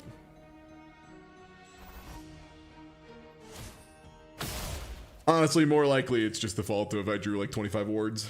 Let's see. Infuse this card with focus 6, but then also exhaust it. So deal 8 damage for 1, 2, 3, 4, 5, 6 triangles. That's a really terrible rate. And then I need to use my channel specifically to pull it back. And that means, so I would need to specifically pull Malnox Resolve to deal 8, and then play channel and not get anything else and only get Malnox Resolve to do 14. That seems so fucking bad. That seems so horrible. Yeah, I wonder if cards just feel like really underpowered in general. Because yeah, then Unearth, which is cool, but it just, that's all it does, right? Is like pull this back. It doesn't do anything on its own. Which that's like the, you know, it's like paying 2 mana to do nothing. Yeah, I guess draw 3 cards. Ancestral is like quite good generally. Is there anything I really want to have in my opener? Not really. Nothing I have is like, there's cards I don't want to have in my opener, but regrettably there is not a unprepared.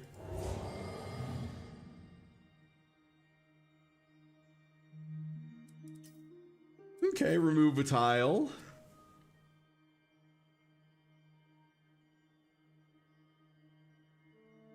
I think I want to remove one from Reflex. Just because I don't want to spend an upgrade on my exhaust cards that I'm going to get to play one time. Making bolts less awkward would be great. Yeah, I'm just going to not overthink it and take the Reflex.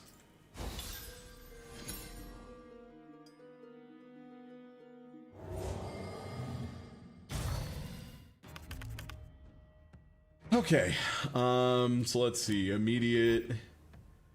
Is there any way I get anything approach? Damn, 8 damage turn 1. That's kind of what I mean. it's like a lot of damage up front, given how bad my block cards are. Okay, and then I would want to play Reflex, which would let me draw. Probably bolt like this. Bolt like this, Shard Forge somewhere. Sure, let's play the Reflex, do a little draw.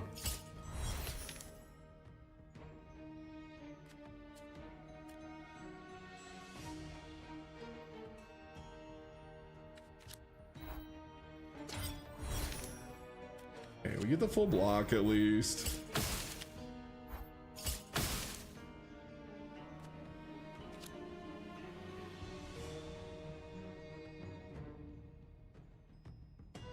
I feel like placing Eternal Sigils is like secretly the thing that's so fucking hard, because you like kind of need to know the future on how you want to play your deck a little bit.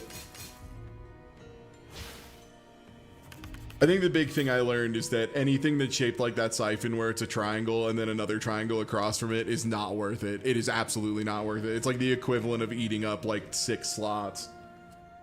It pretends to only take a few slots as a joke on you specifically, but it in fact takes way more than that. I would love to just draw 3 cards. I'm gonna do that.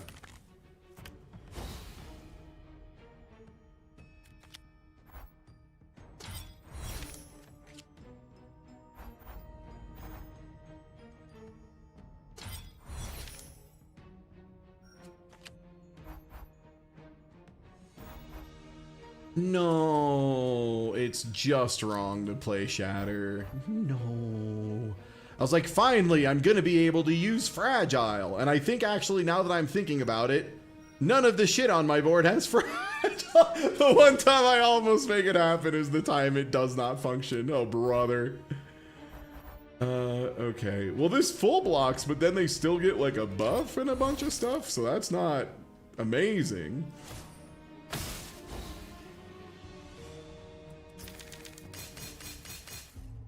Yeah, I suppose that's it.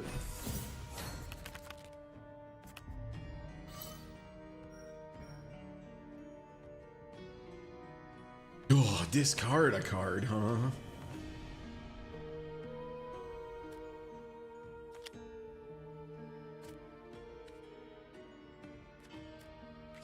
Yeah, it was a 4 damage at a time. See if we can draw into something good. Not really. Our damage is still just kind of pathetic.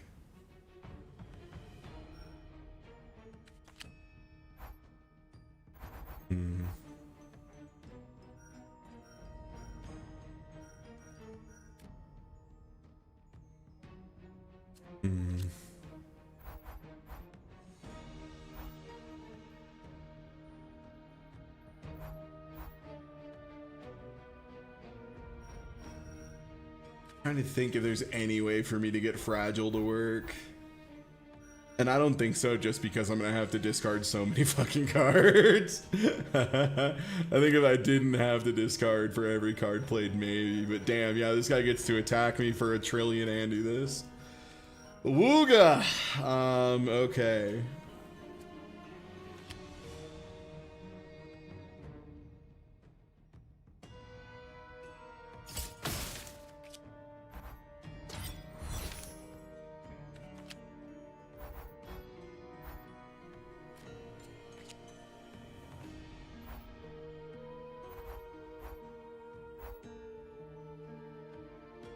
Not in the zone either.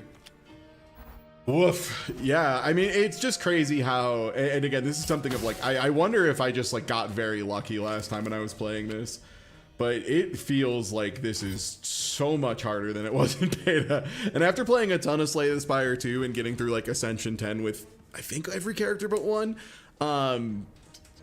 boy howdy, this is harder than most late Ascensions, just from the word go. Oh, I thought I had already spent my good big guy. I'll discard you.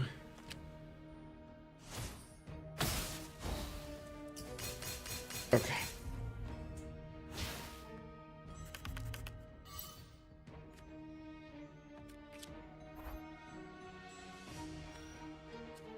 Okay, Shatter to do the funny spread.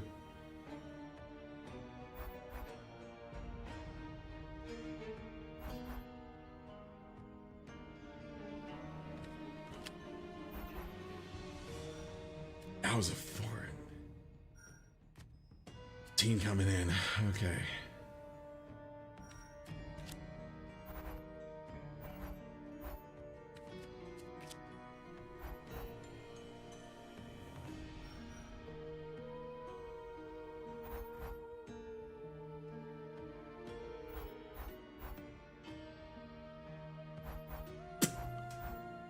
Man, yeah, again, trying to find... Fragile feels so picky. Fragile feels like just an insanely picky mechanic.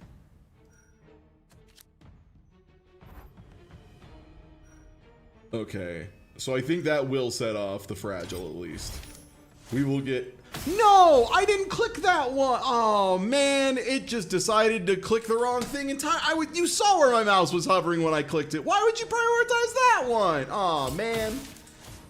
That sucks shit. Fuck. Well, had a good turn. Finally had one that was good, and then the priority system just decided, nah, I'm gonna take the one that fucks your entire plan up instead.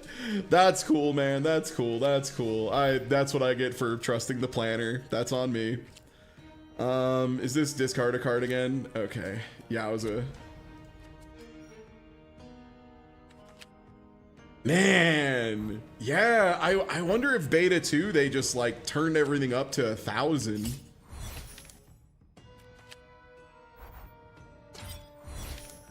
Well, the problem is that's not like straight up and down a bug. It's just like the way it prioritizes was really fucking bad for me there.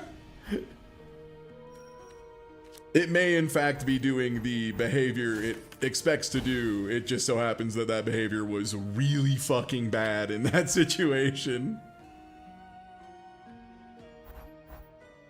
At least I have a lot of cards to discard here.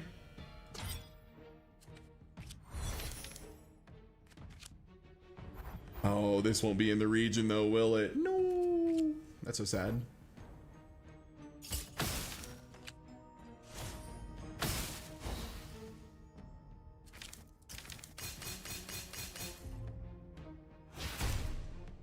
Oh, yeah, we've taken like 6 damage because of that. That sucks.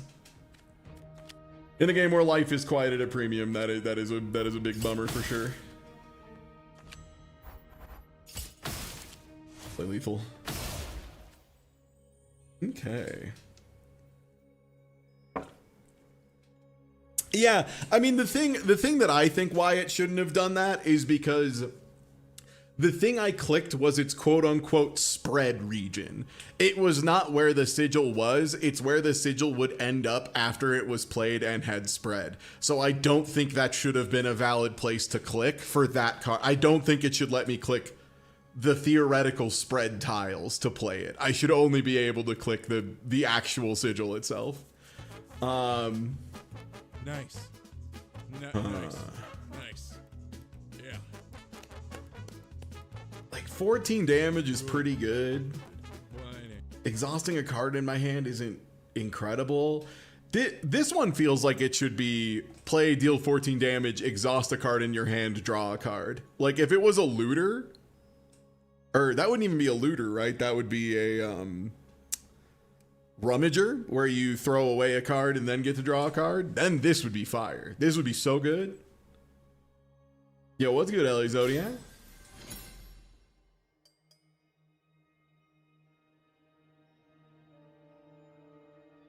Oh, sigil removing is so good.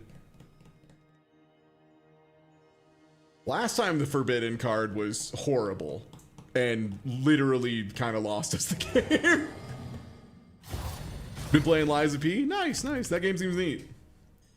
After they like made it good, you know. Okay, reflex here.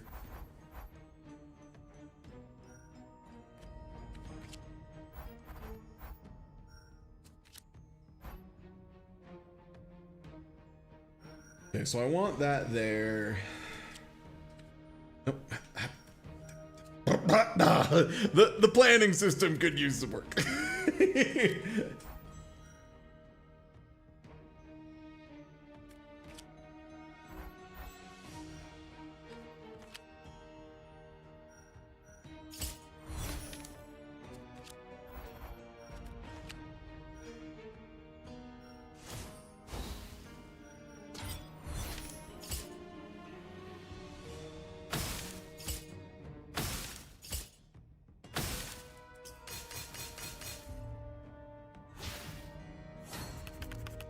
What they do to make it good, Lies of P, it was just the first demo they had was like agonizingly slow and boring, and every enemy had like one attack pattern. And it was kind of wiggle at you weird and then like swing all at once. It was very unpleasant to play. So yeah, this is what the problem was I had the planning mode enabled. And this happened where it has where it is going to spread to, and it overlapped with this, for example. And it's doing it again, even though I played this second. So yeah, just for some reason, it prioritizes the spread tile of the shatter over the thing that's actually real here. Don't know why it does that. That's naughty behavior, game. Don't do that.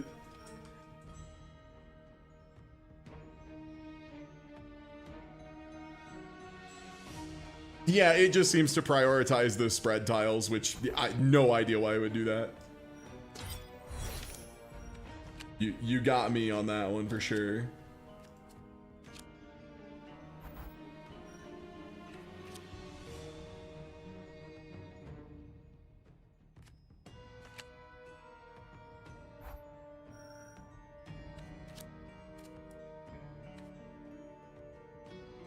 man, and the problem again is like, I have this that's fragile, and I have this that's fragile, but I don't know if there's a way I can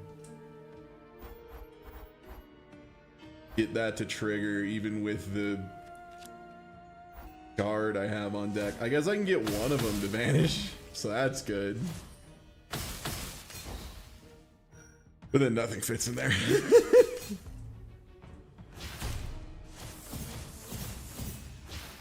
Yeah, I don't know. It feels like there's like a couple different game plans it wants me to go on, and like none of them are strong enough out of the gate. So I'm kind of like left in this kind of bad spot where I'm trying to pick between 3 game plans that all can't get there.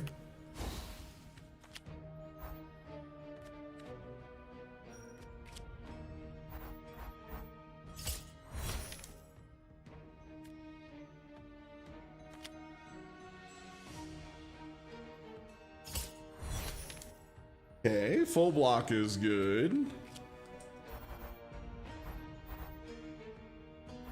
Damn, also, I guess it's, you know, it's fragile, so duh, but Yowza Fragile is so easily blown out by any of these. Holy shit, I didn't even think about that. Fragile is disastrously bad against anyone who puts a single triangle on the board, which it seems like is like a lot of enemies. And then there's the big 14.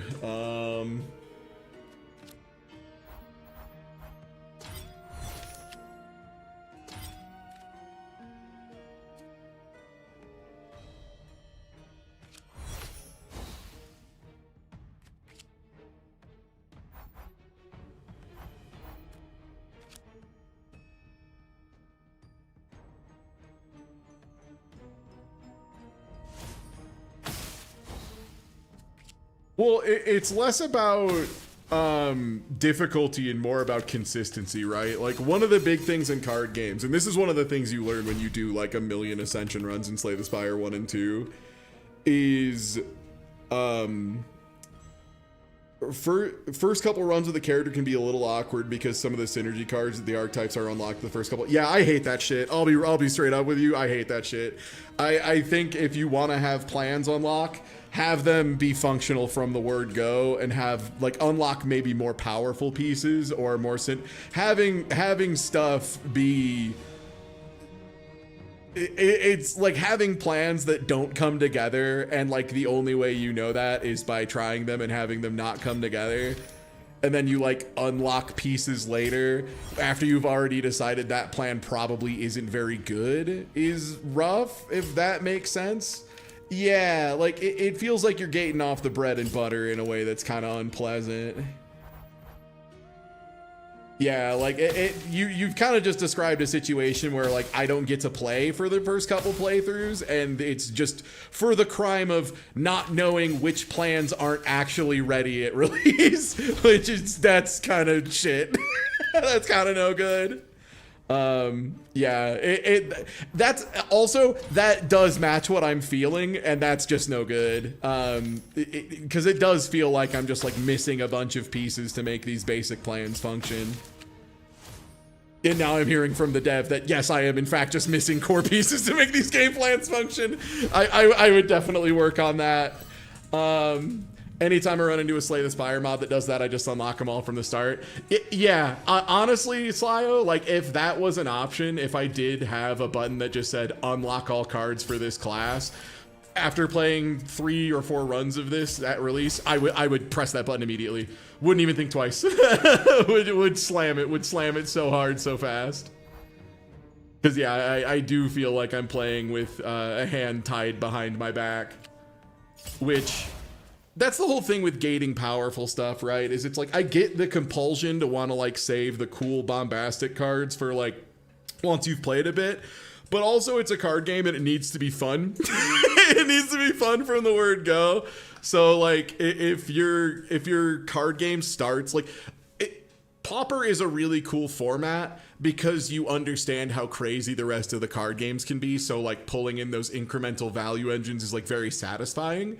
That being said, a new player is never going to understand why Pauper is sick. A new player needs rares and mythic rares and like cool, exciting bombs to like pull them into a direction and help them build away. And it really right now does feel like I'm opening a bunch of packs of just like mid-ass commons and uncommons, and there's like no rares or mythic rares to build into. Like I feel like I'm just like, oh, I'm cracking packs of trash, which again isn't a super great feeling.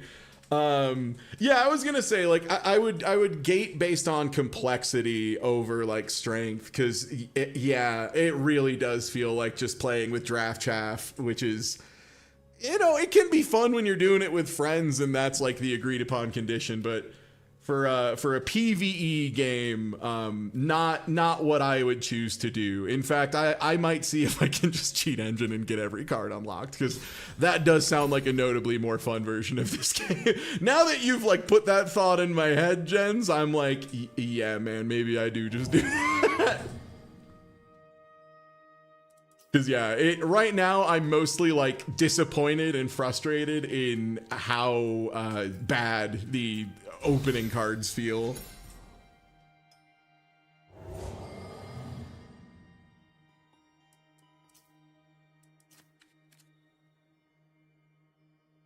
Because like I'm a big fan of like the incremental value stuff. Again, like I love an incremental value on a day. But it needs to have some bombs to really set it off and be a lot of fun. Yeah, grinding it out with draft chaff is like not what I want for this kind of game.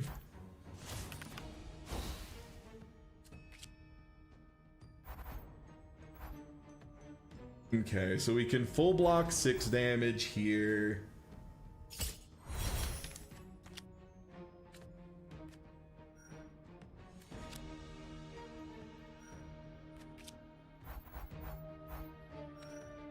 That also, you know what? That would also explain a lot why it felt way stronger in early access. Is early access, there's probably just like had more cards unlocked. Then I can block here, draw a card. Yeah, also like making bad draws and weak decks like function. It is a skill, but it's a skill you earn by like having successful runs and like learning what's good, what kind of bombs can you play into, stuff like that. Oh, I thought that was the spread guy. I fucked up. Uh-oh. That's my misplay. Okay.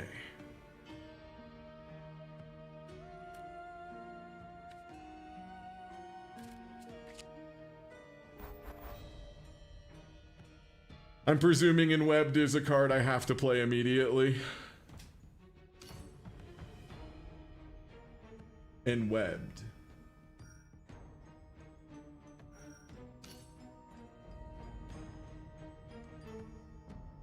Oh, is it not like forced to play? If I'm not forced to play it, this doesn't matter at all. And it doesn't seem to have the line of text that says I have to play it. Okay, cool. I guess it's just like I could draw a bad card later, which don't mind if I do.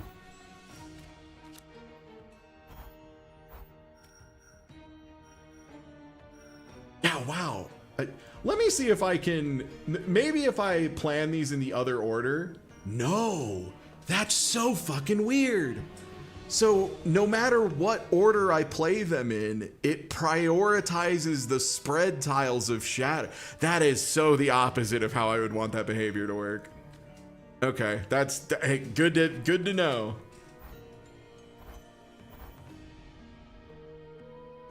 Yeah, and Webby.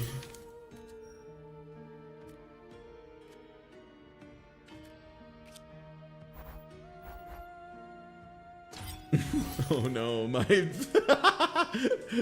my blocks are so awkward here. Oh no. Oh, that one misplays. I'm paying so big for it. There we go. Okay, so we're gonna take 4. That's not too bad.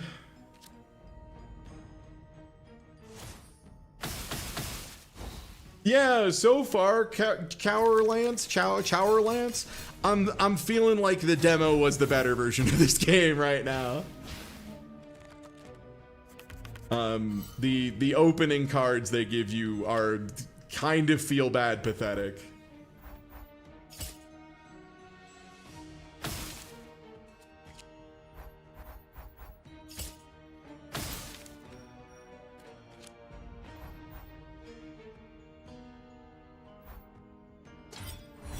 For that. Okay, so the spread effect still goes off even if it doesn't spread. That's good to know. I was kind of assuming it would not do that. Nice, and then I get a fragile trigger, and I get to play one more in wet.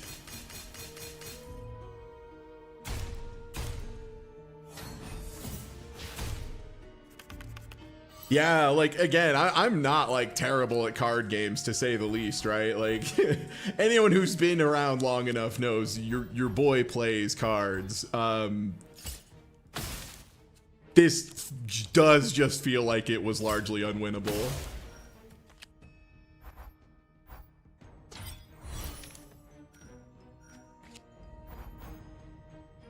I say as, like, I might win even, but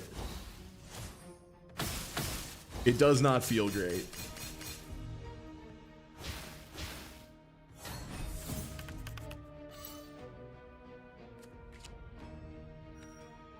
Okay, only 4 health, but we do need to draw, so we'll block out this guy.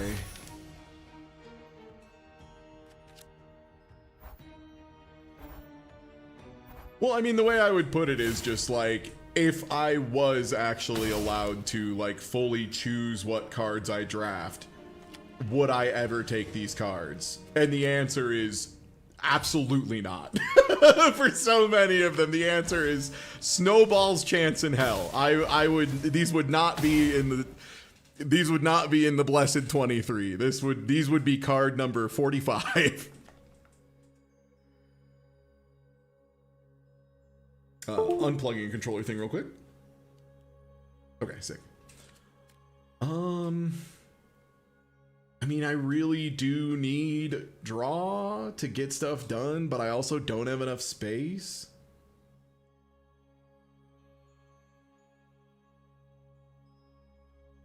Fragile is just so rude.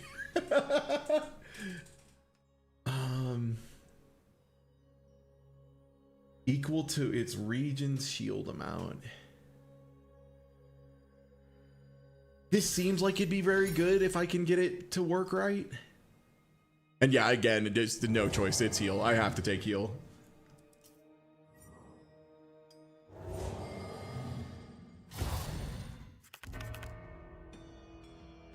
Yeah, and yeah, I agree, Sly, with what you were saying earlier. That just, you need to be quick on easing players into stuff. And especially if it's like per character, if I do jump from one character to another, it's like extra rough if I have to unlock them being good. Okay, yeah, this is just 9 damage.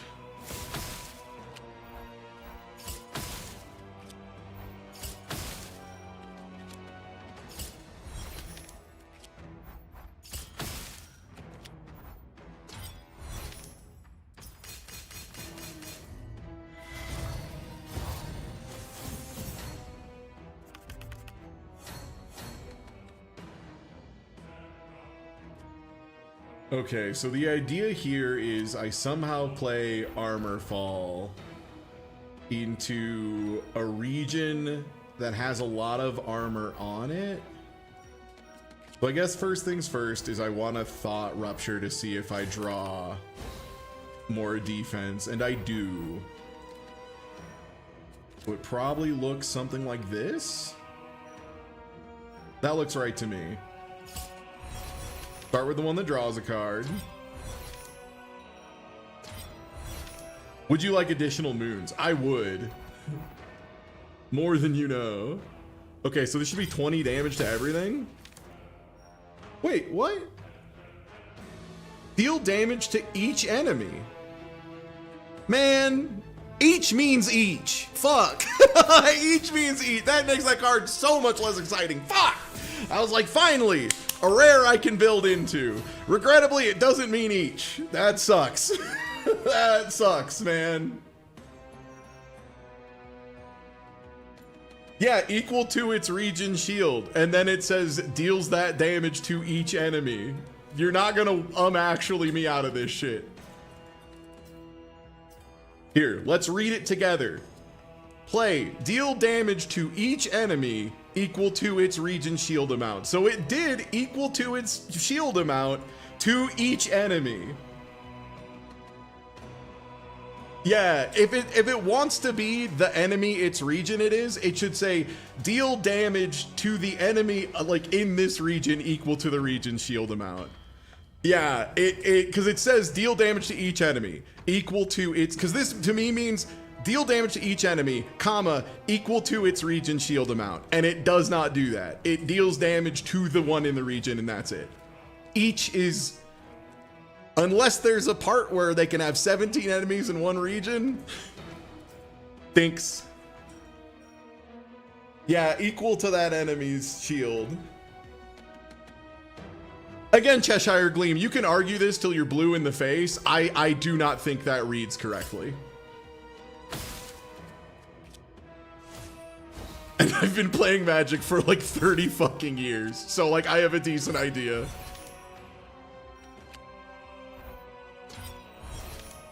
Yeah, I would send that back to R&D for a rewrite.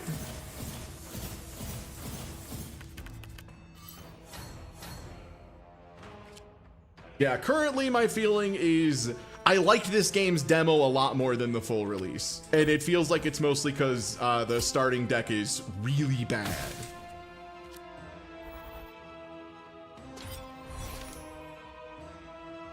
Right, that's not in the region.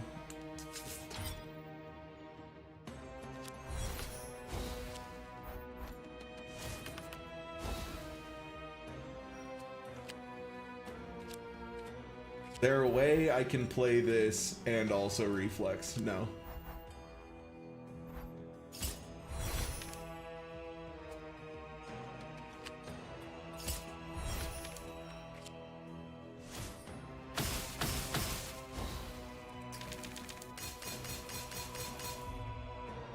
Yeah, I'm also strongly a the writing needs to be interpreted in the player's favor at all times.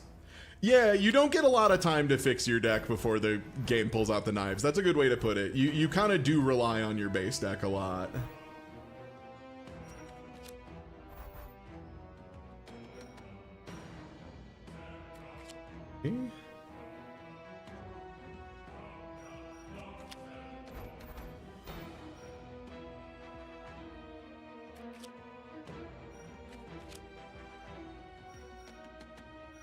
Okay, I need to make sure I do not accidentally set off the shatter when I go to when I go to click any of these. I almost did.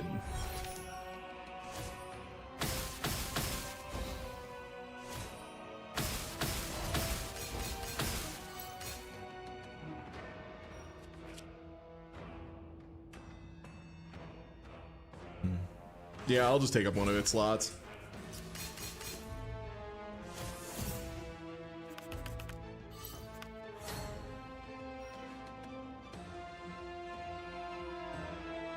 It should say 26. That's so funny.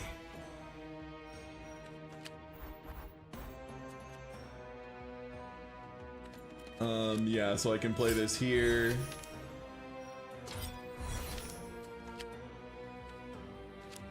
Dang. Okay, 16 damage in. Oh, I can get one more block.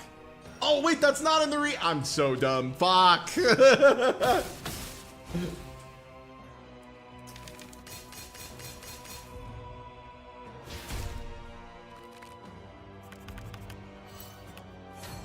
Yeah, like struggling against the first boss is a bit much, even for like a starting deck, right? Like if I had had more chances to do anything about it, I think I'd be less. And to be clear, I'm salty. I just want to be clear here in case anyone's like, this guy's just being salty. I know, bitch. Yeah, I'm aware. I know I'm being salty, but also I'm correct, which is the most important thing. It just feels like way too much. It feels like way too much for a starting deck to be getting absolutely shit on by boss number 1. This is the first boss. Like I've only gotten to pick like 2 cards. Yeah, like I've only gotten to pick like 2 cards. I've barely gotten to engage with the video game. That's like my gripe.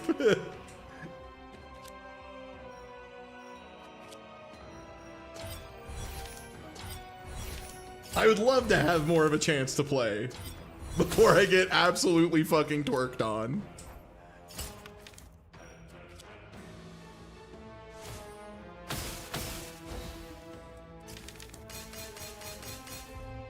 Time to take 18 and die.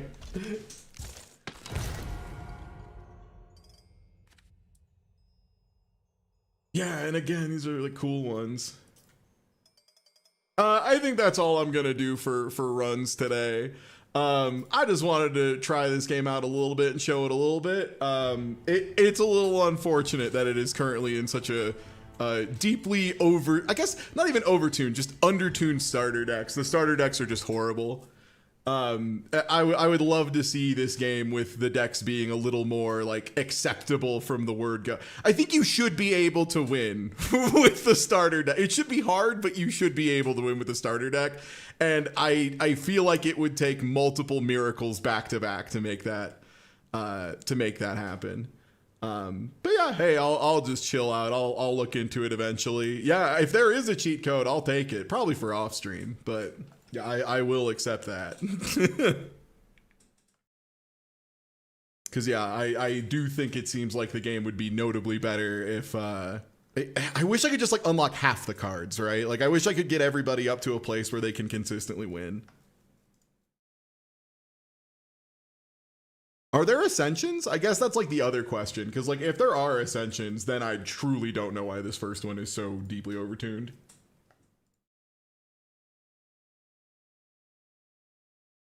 Well, anyway, time to do something easy. Time to play Krunch.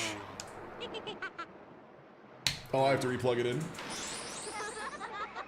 Now to unwind with the worst character ever put into a kart racer. Krunch.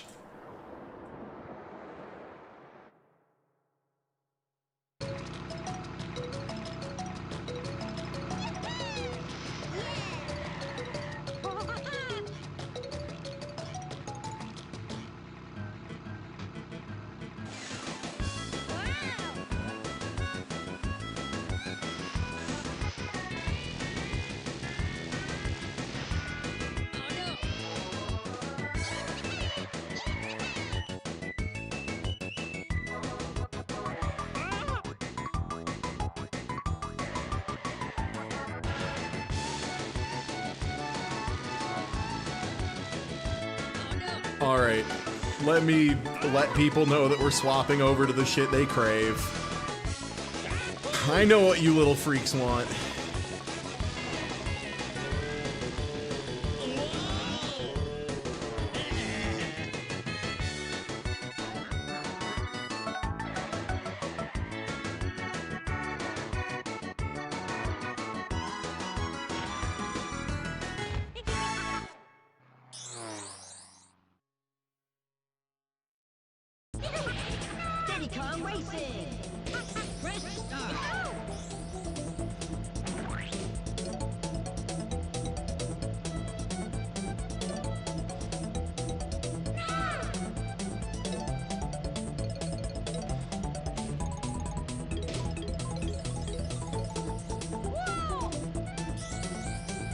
Okay, there we go. I have post.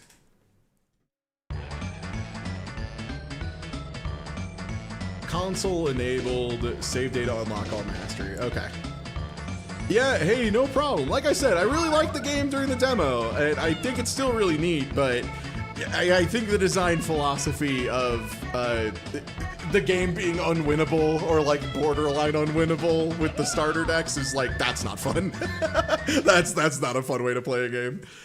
All right, well, time to do the stuff that's easy and fun and relaxing for everybody. That's right, it's fucking crunch time, baby.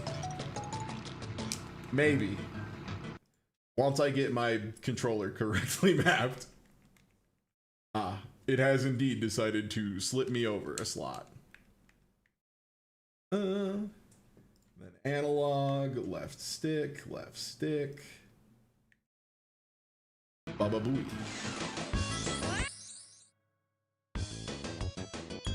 It's Crunch.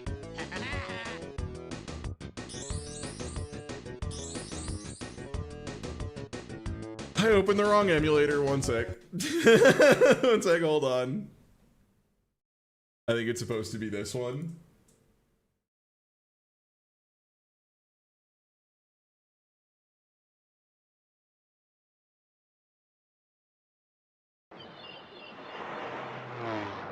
Oh, I already had this happen once. It's cool. We're already on adventure 2. Like, also I realized I fucked up, and so I never get the retro achievement for doing all of the silver coin challenges in the snow zone because I like got stuck on one of them and decided to take a break like an adult. And unfortunately, the retro achievements say you have to do it all in one shot because it doesn't have a way of tracking like who you've played as throughout each of them. It's Crunch. But it's okay. I'll just have a random hole in my achievements. I don't care.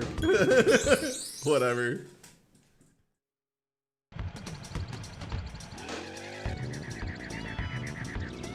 Well, I believe we were doing silver coins for the snow level, and I decided life wasn't worth living anymore. So let's try Crunch and the island.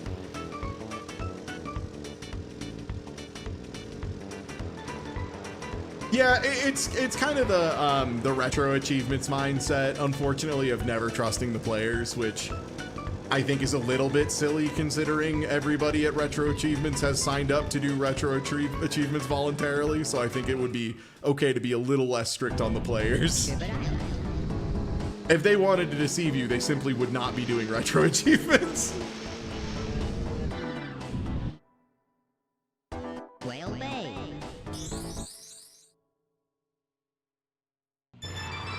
All right, where are they putting these damn coins?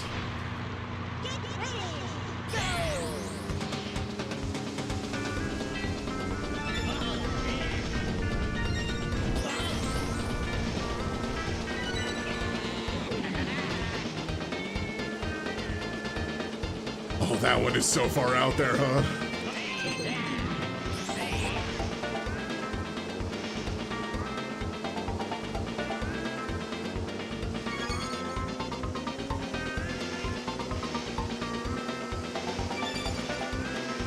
So I didn't even see two of them, which is concerning. Oh, one's inside, okay. Oh, one's probably up on the boat. It sure is.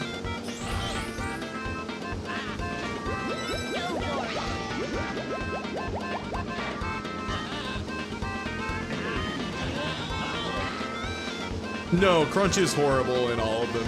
Like... oh my gosh. His stats just make him very handily the worst in about every way imaginable. Oh, I should have sent it.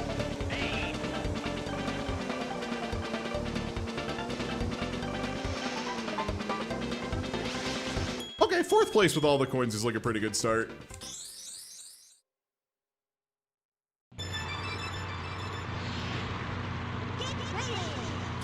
Save and low states are disabled when you put in hardcore mode.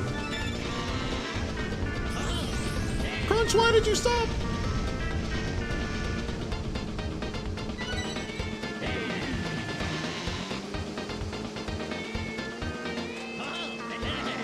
And yeah, regrettably, there is no human being alive who gives a shit about softcore mode achievements. That is another case of if you are cool with softcore, you probably just do not do retro achievements.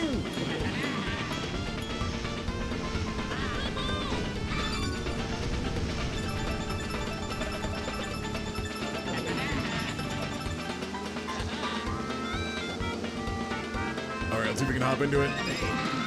Okay, nice.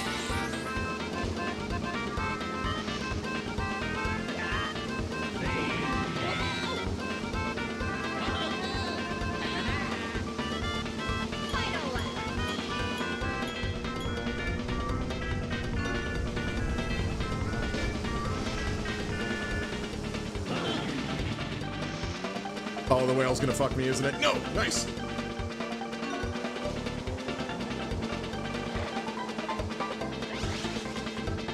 Already finished? Holy shit, they got so far ahead of me.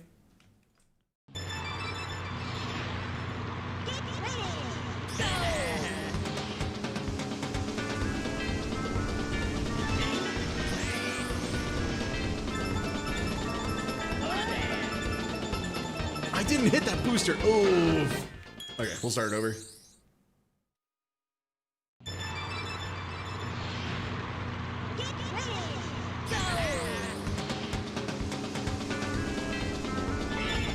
Hey, drumstick.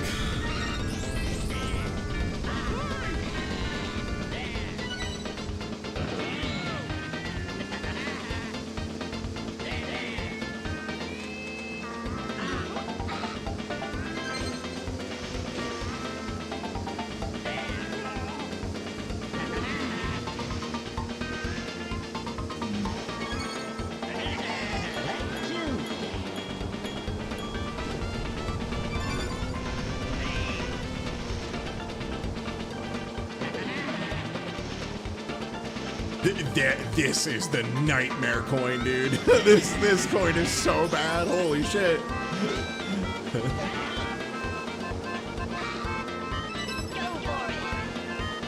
Okay, that was about as good as that turn can go.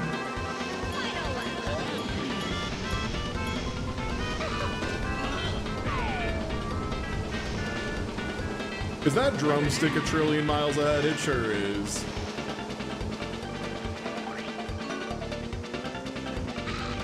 No, maybe? No, it was. Oh.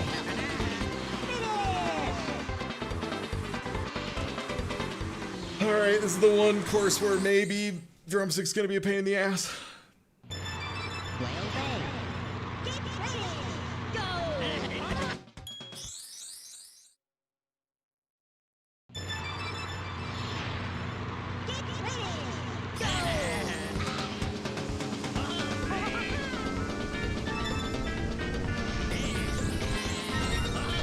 So if you're wondering why am I like snaking so much, snaking does actually make you go faster in the hovercraft.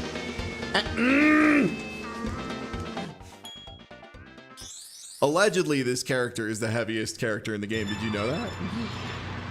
It's not actual. That's not like actually a real stat. The computer just does what it wants, but you know. Think about it.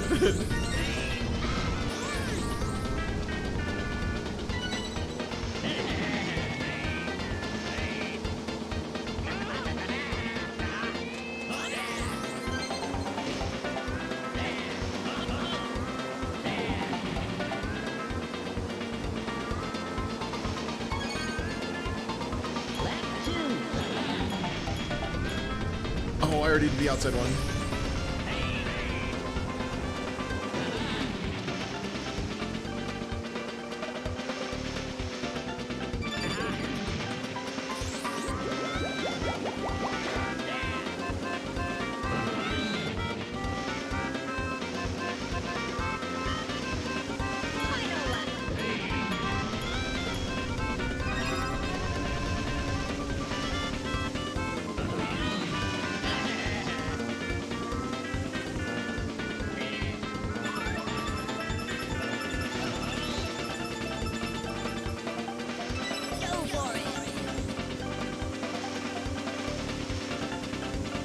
Okay, man.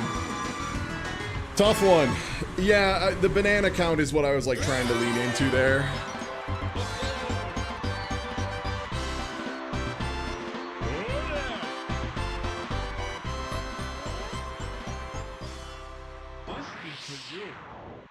There we go. Sorry, game was really loud.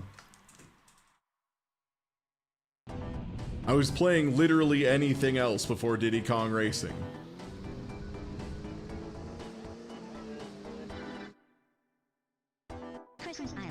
It's so funny that mirror mode just fully flips everything, yeah. Ooh, Crescent Island might be a little annoying. These were already some kind of painful placements for silver coins. Oh lord, I forgot how bad he is in a cart. Holy shit. Okay, I saw one that was like dreadfully outside. Okay, there was that one that was just fully off to the side. Very cool.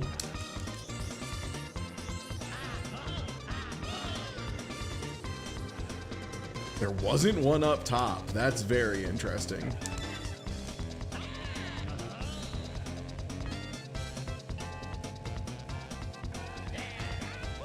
That wasn't far enough. Okay, wow. Yeah, I gotta learn where a lot of these are.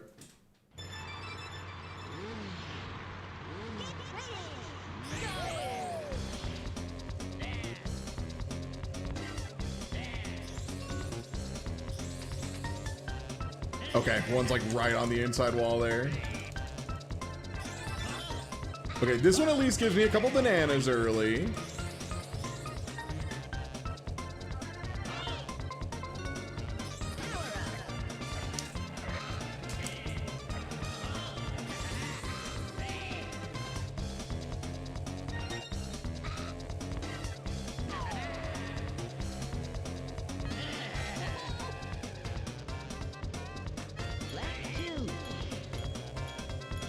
So there's like one right on the exit here. Where are the rest of these things?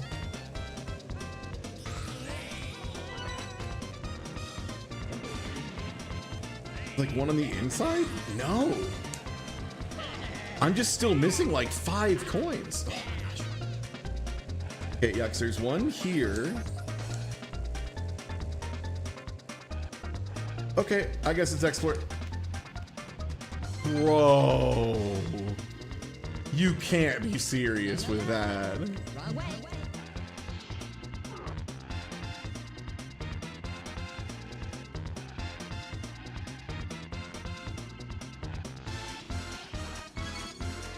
Okay, so one there, one that I have to intentionally do a hot donut around the outside here.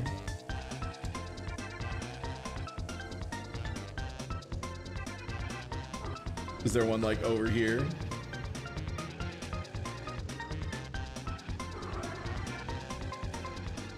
Like, I'm still missing 3 of them. There's the one out here. Is this another I'm gonna need to drive around the stage backwards to find where they put this damn thing?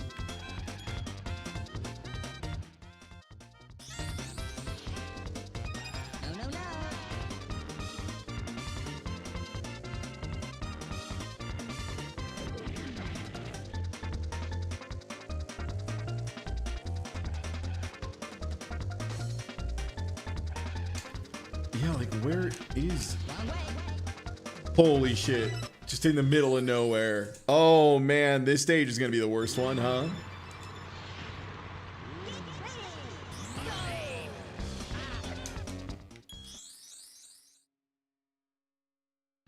This might be a case of I need to get bananas up first so that I can get some kind of lead, because otherwise I need to like drive like this.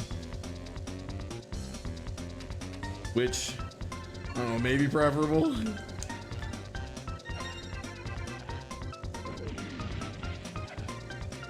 Go nearly wide enough.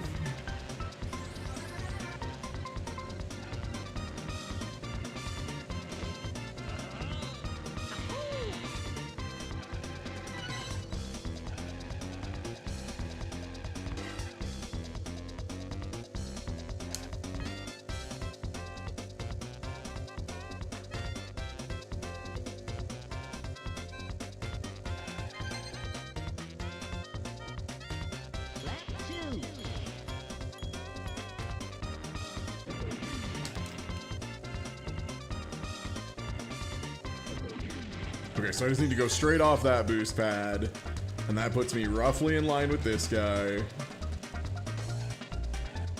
This is just the drift. Inside outside maneuver.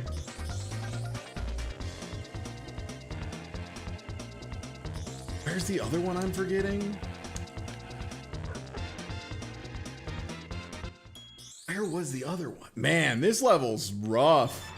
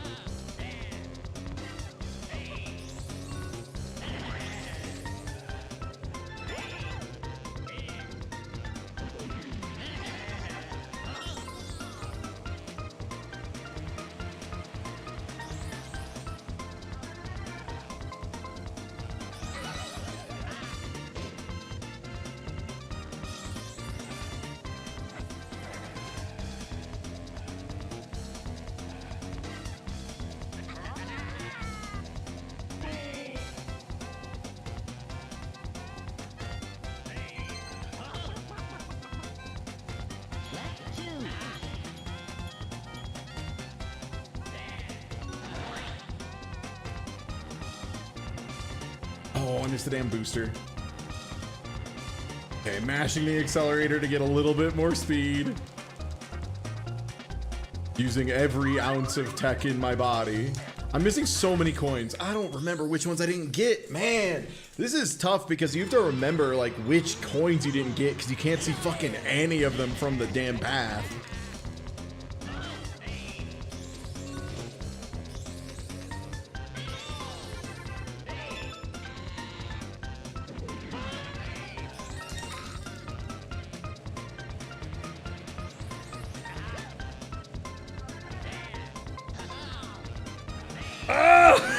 I was turning left the whole time! Ah, boy, howdy.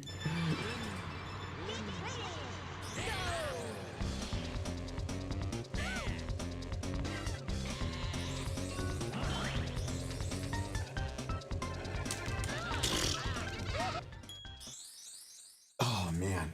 Crunch on hills.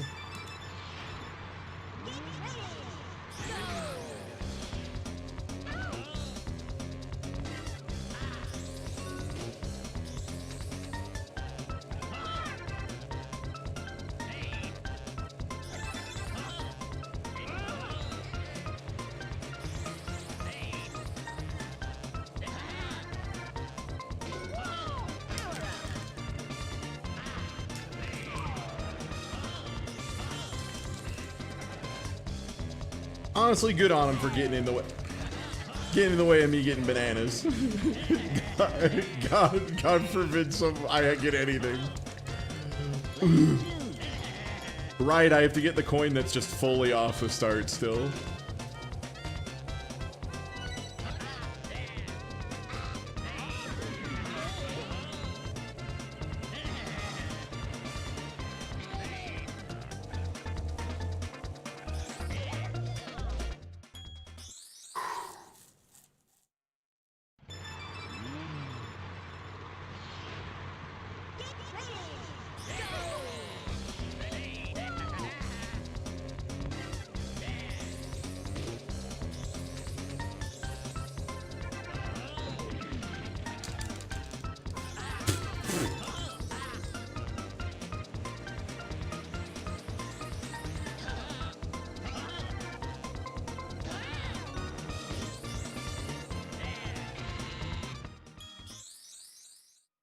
The angle change makes that really rough too, because Krunch just does not want to pivot like that.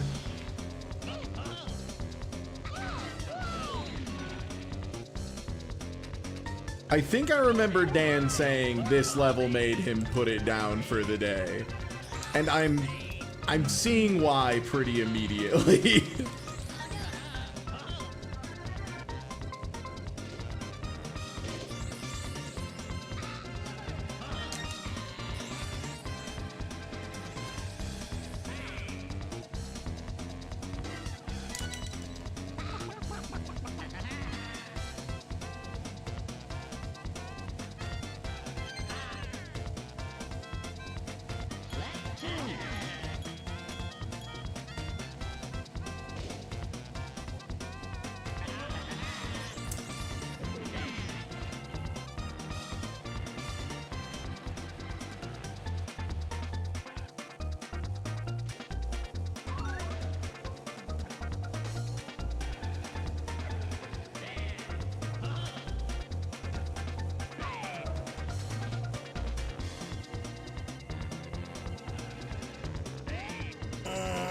Krunch. Well. Oh, I didn't get the one from the tunnel inside. I have to do this fast. Damn it.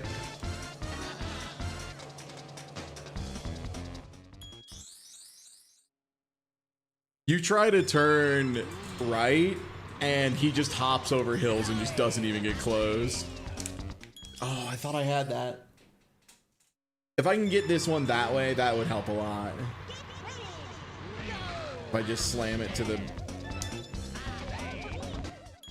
Okay, I think that should work.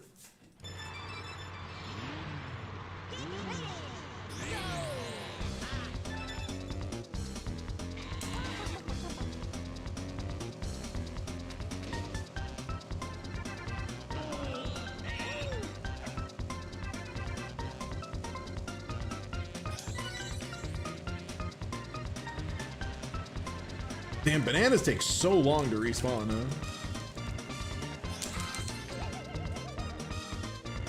Okay.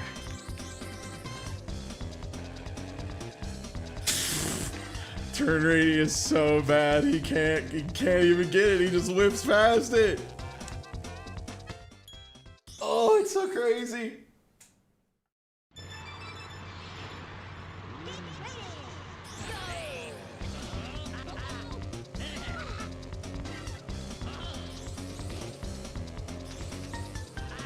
I might have to pull the Spike Lee defense of it's too fucking hot to be doing. Why are you following me, Timber? You don't even like being out here.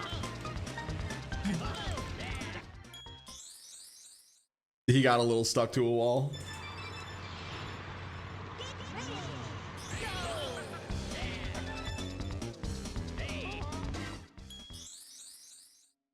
Like, how do I get this better than that, right? Yeah, there we go. That's about the best I'm gonna do, going from first to fifth instantly.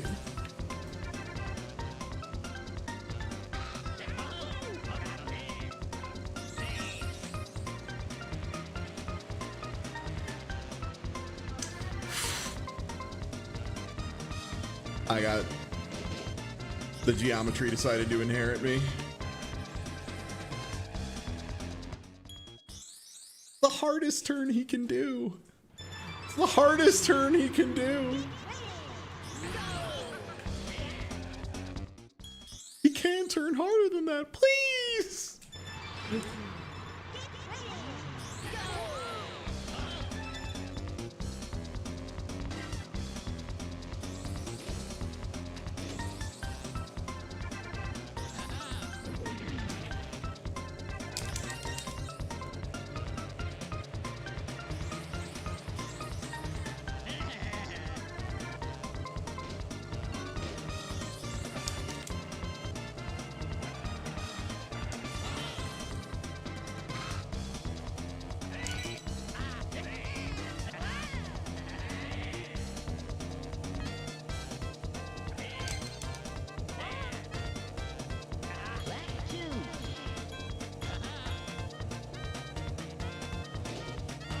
Gotta get this guy still. Okay, gotta get that guy last lap.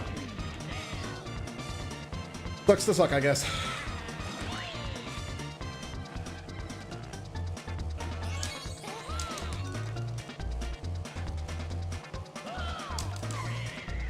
Very cool.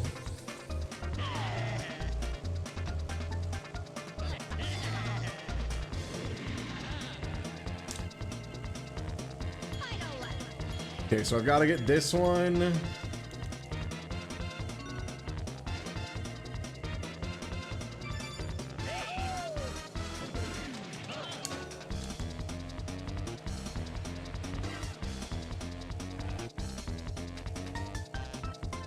I don't think I ever got this one, did I?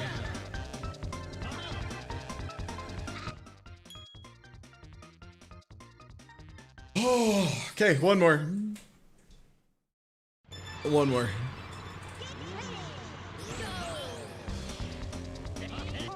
And then I'm going to call my frustration level is too high.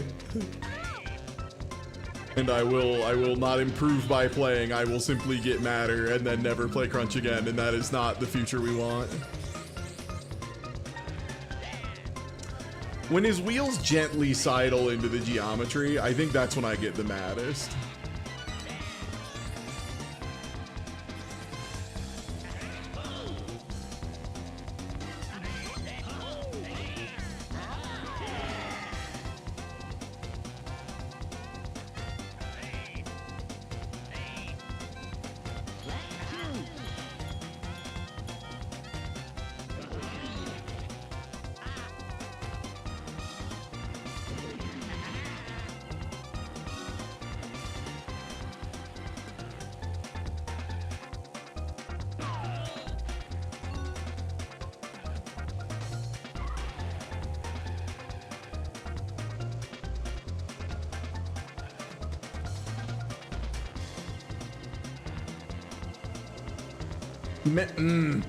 When your wheels gently sink into the wall next to you, that's when it's bad.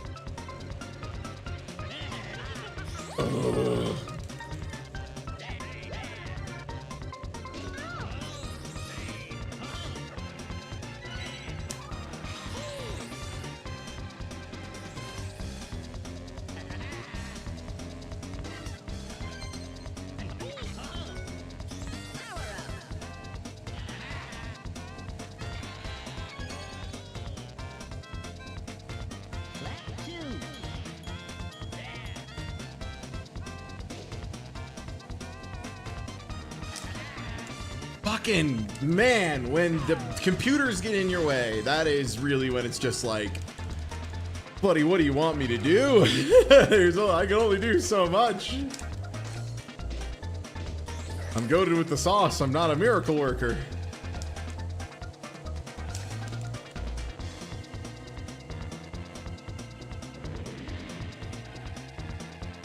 How far ahead are they? Holy shit. Oh boy. And of course they get to take the fast path. It must be nice.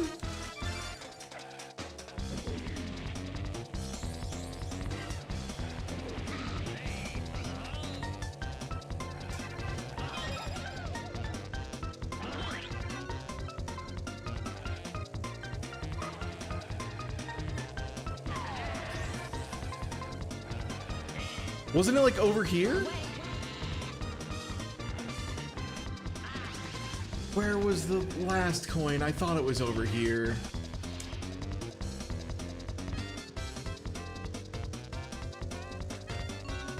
I thought I got the first tunnel one. Oh, it was the other one that's after the exit of the first tunnel. Right, it's the one that's fucking off in space. God damn it.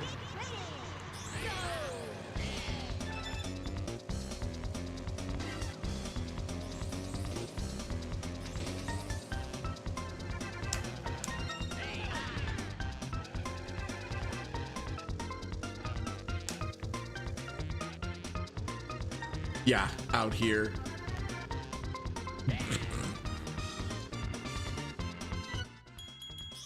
Okay. Yeah, I'll call it here. I think one course is gonna be it, because while we had a great time with BAZR, I ended up way more frustrated at second game than I thought I would be, and it is very much leaking into being very annoyed by Krunch. I'm gonna be done crunching it up for today, but I will raid you over to Sedmel, who's doing some, not Tade, Sedmel, who's doing some crunch. I'm gonna go over to the gym where they have the air conditioner on max. And yeah, I'll catch you all tomorrow for Content Farm Friday. We're gonna be watching some food review stuff. We'll be going through some cool photos from Trans Am. We'll be having a good time. I said Tade, I did. But yeah, thank y'all for hanging out. I'll be back tomorrow, and yeah, we'll do some more crunch once I'm like a little less tilted out. Later.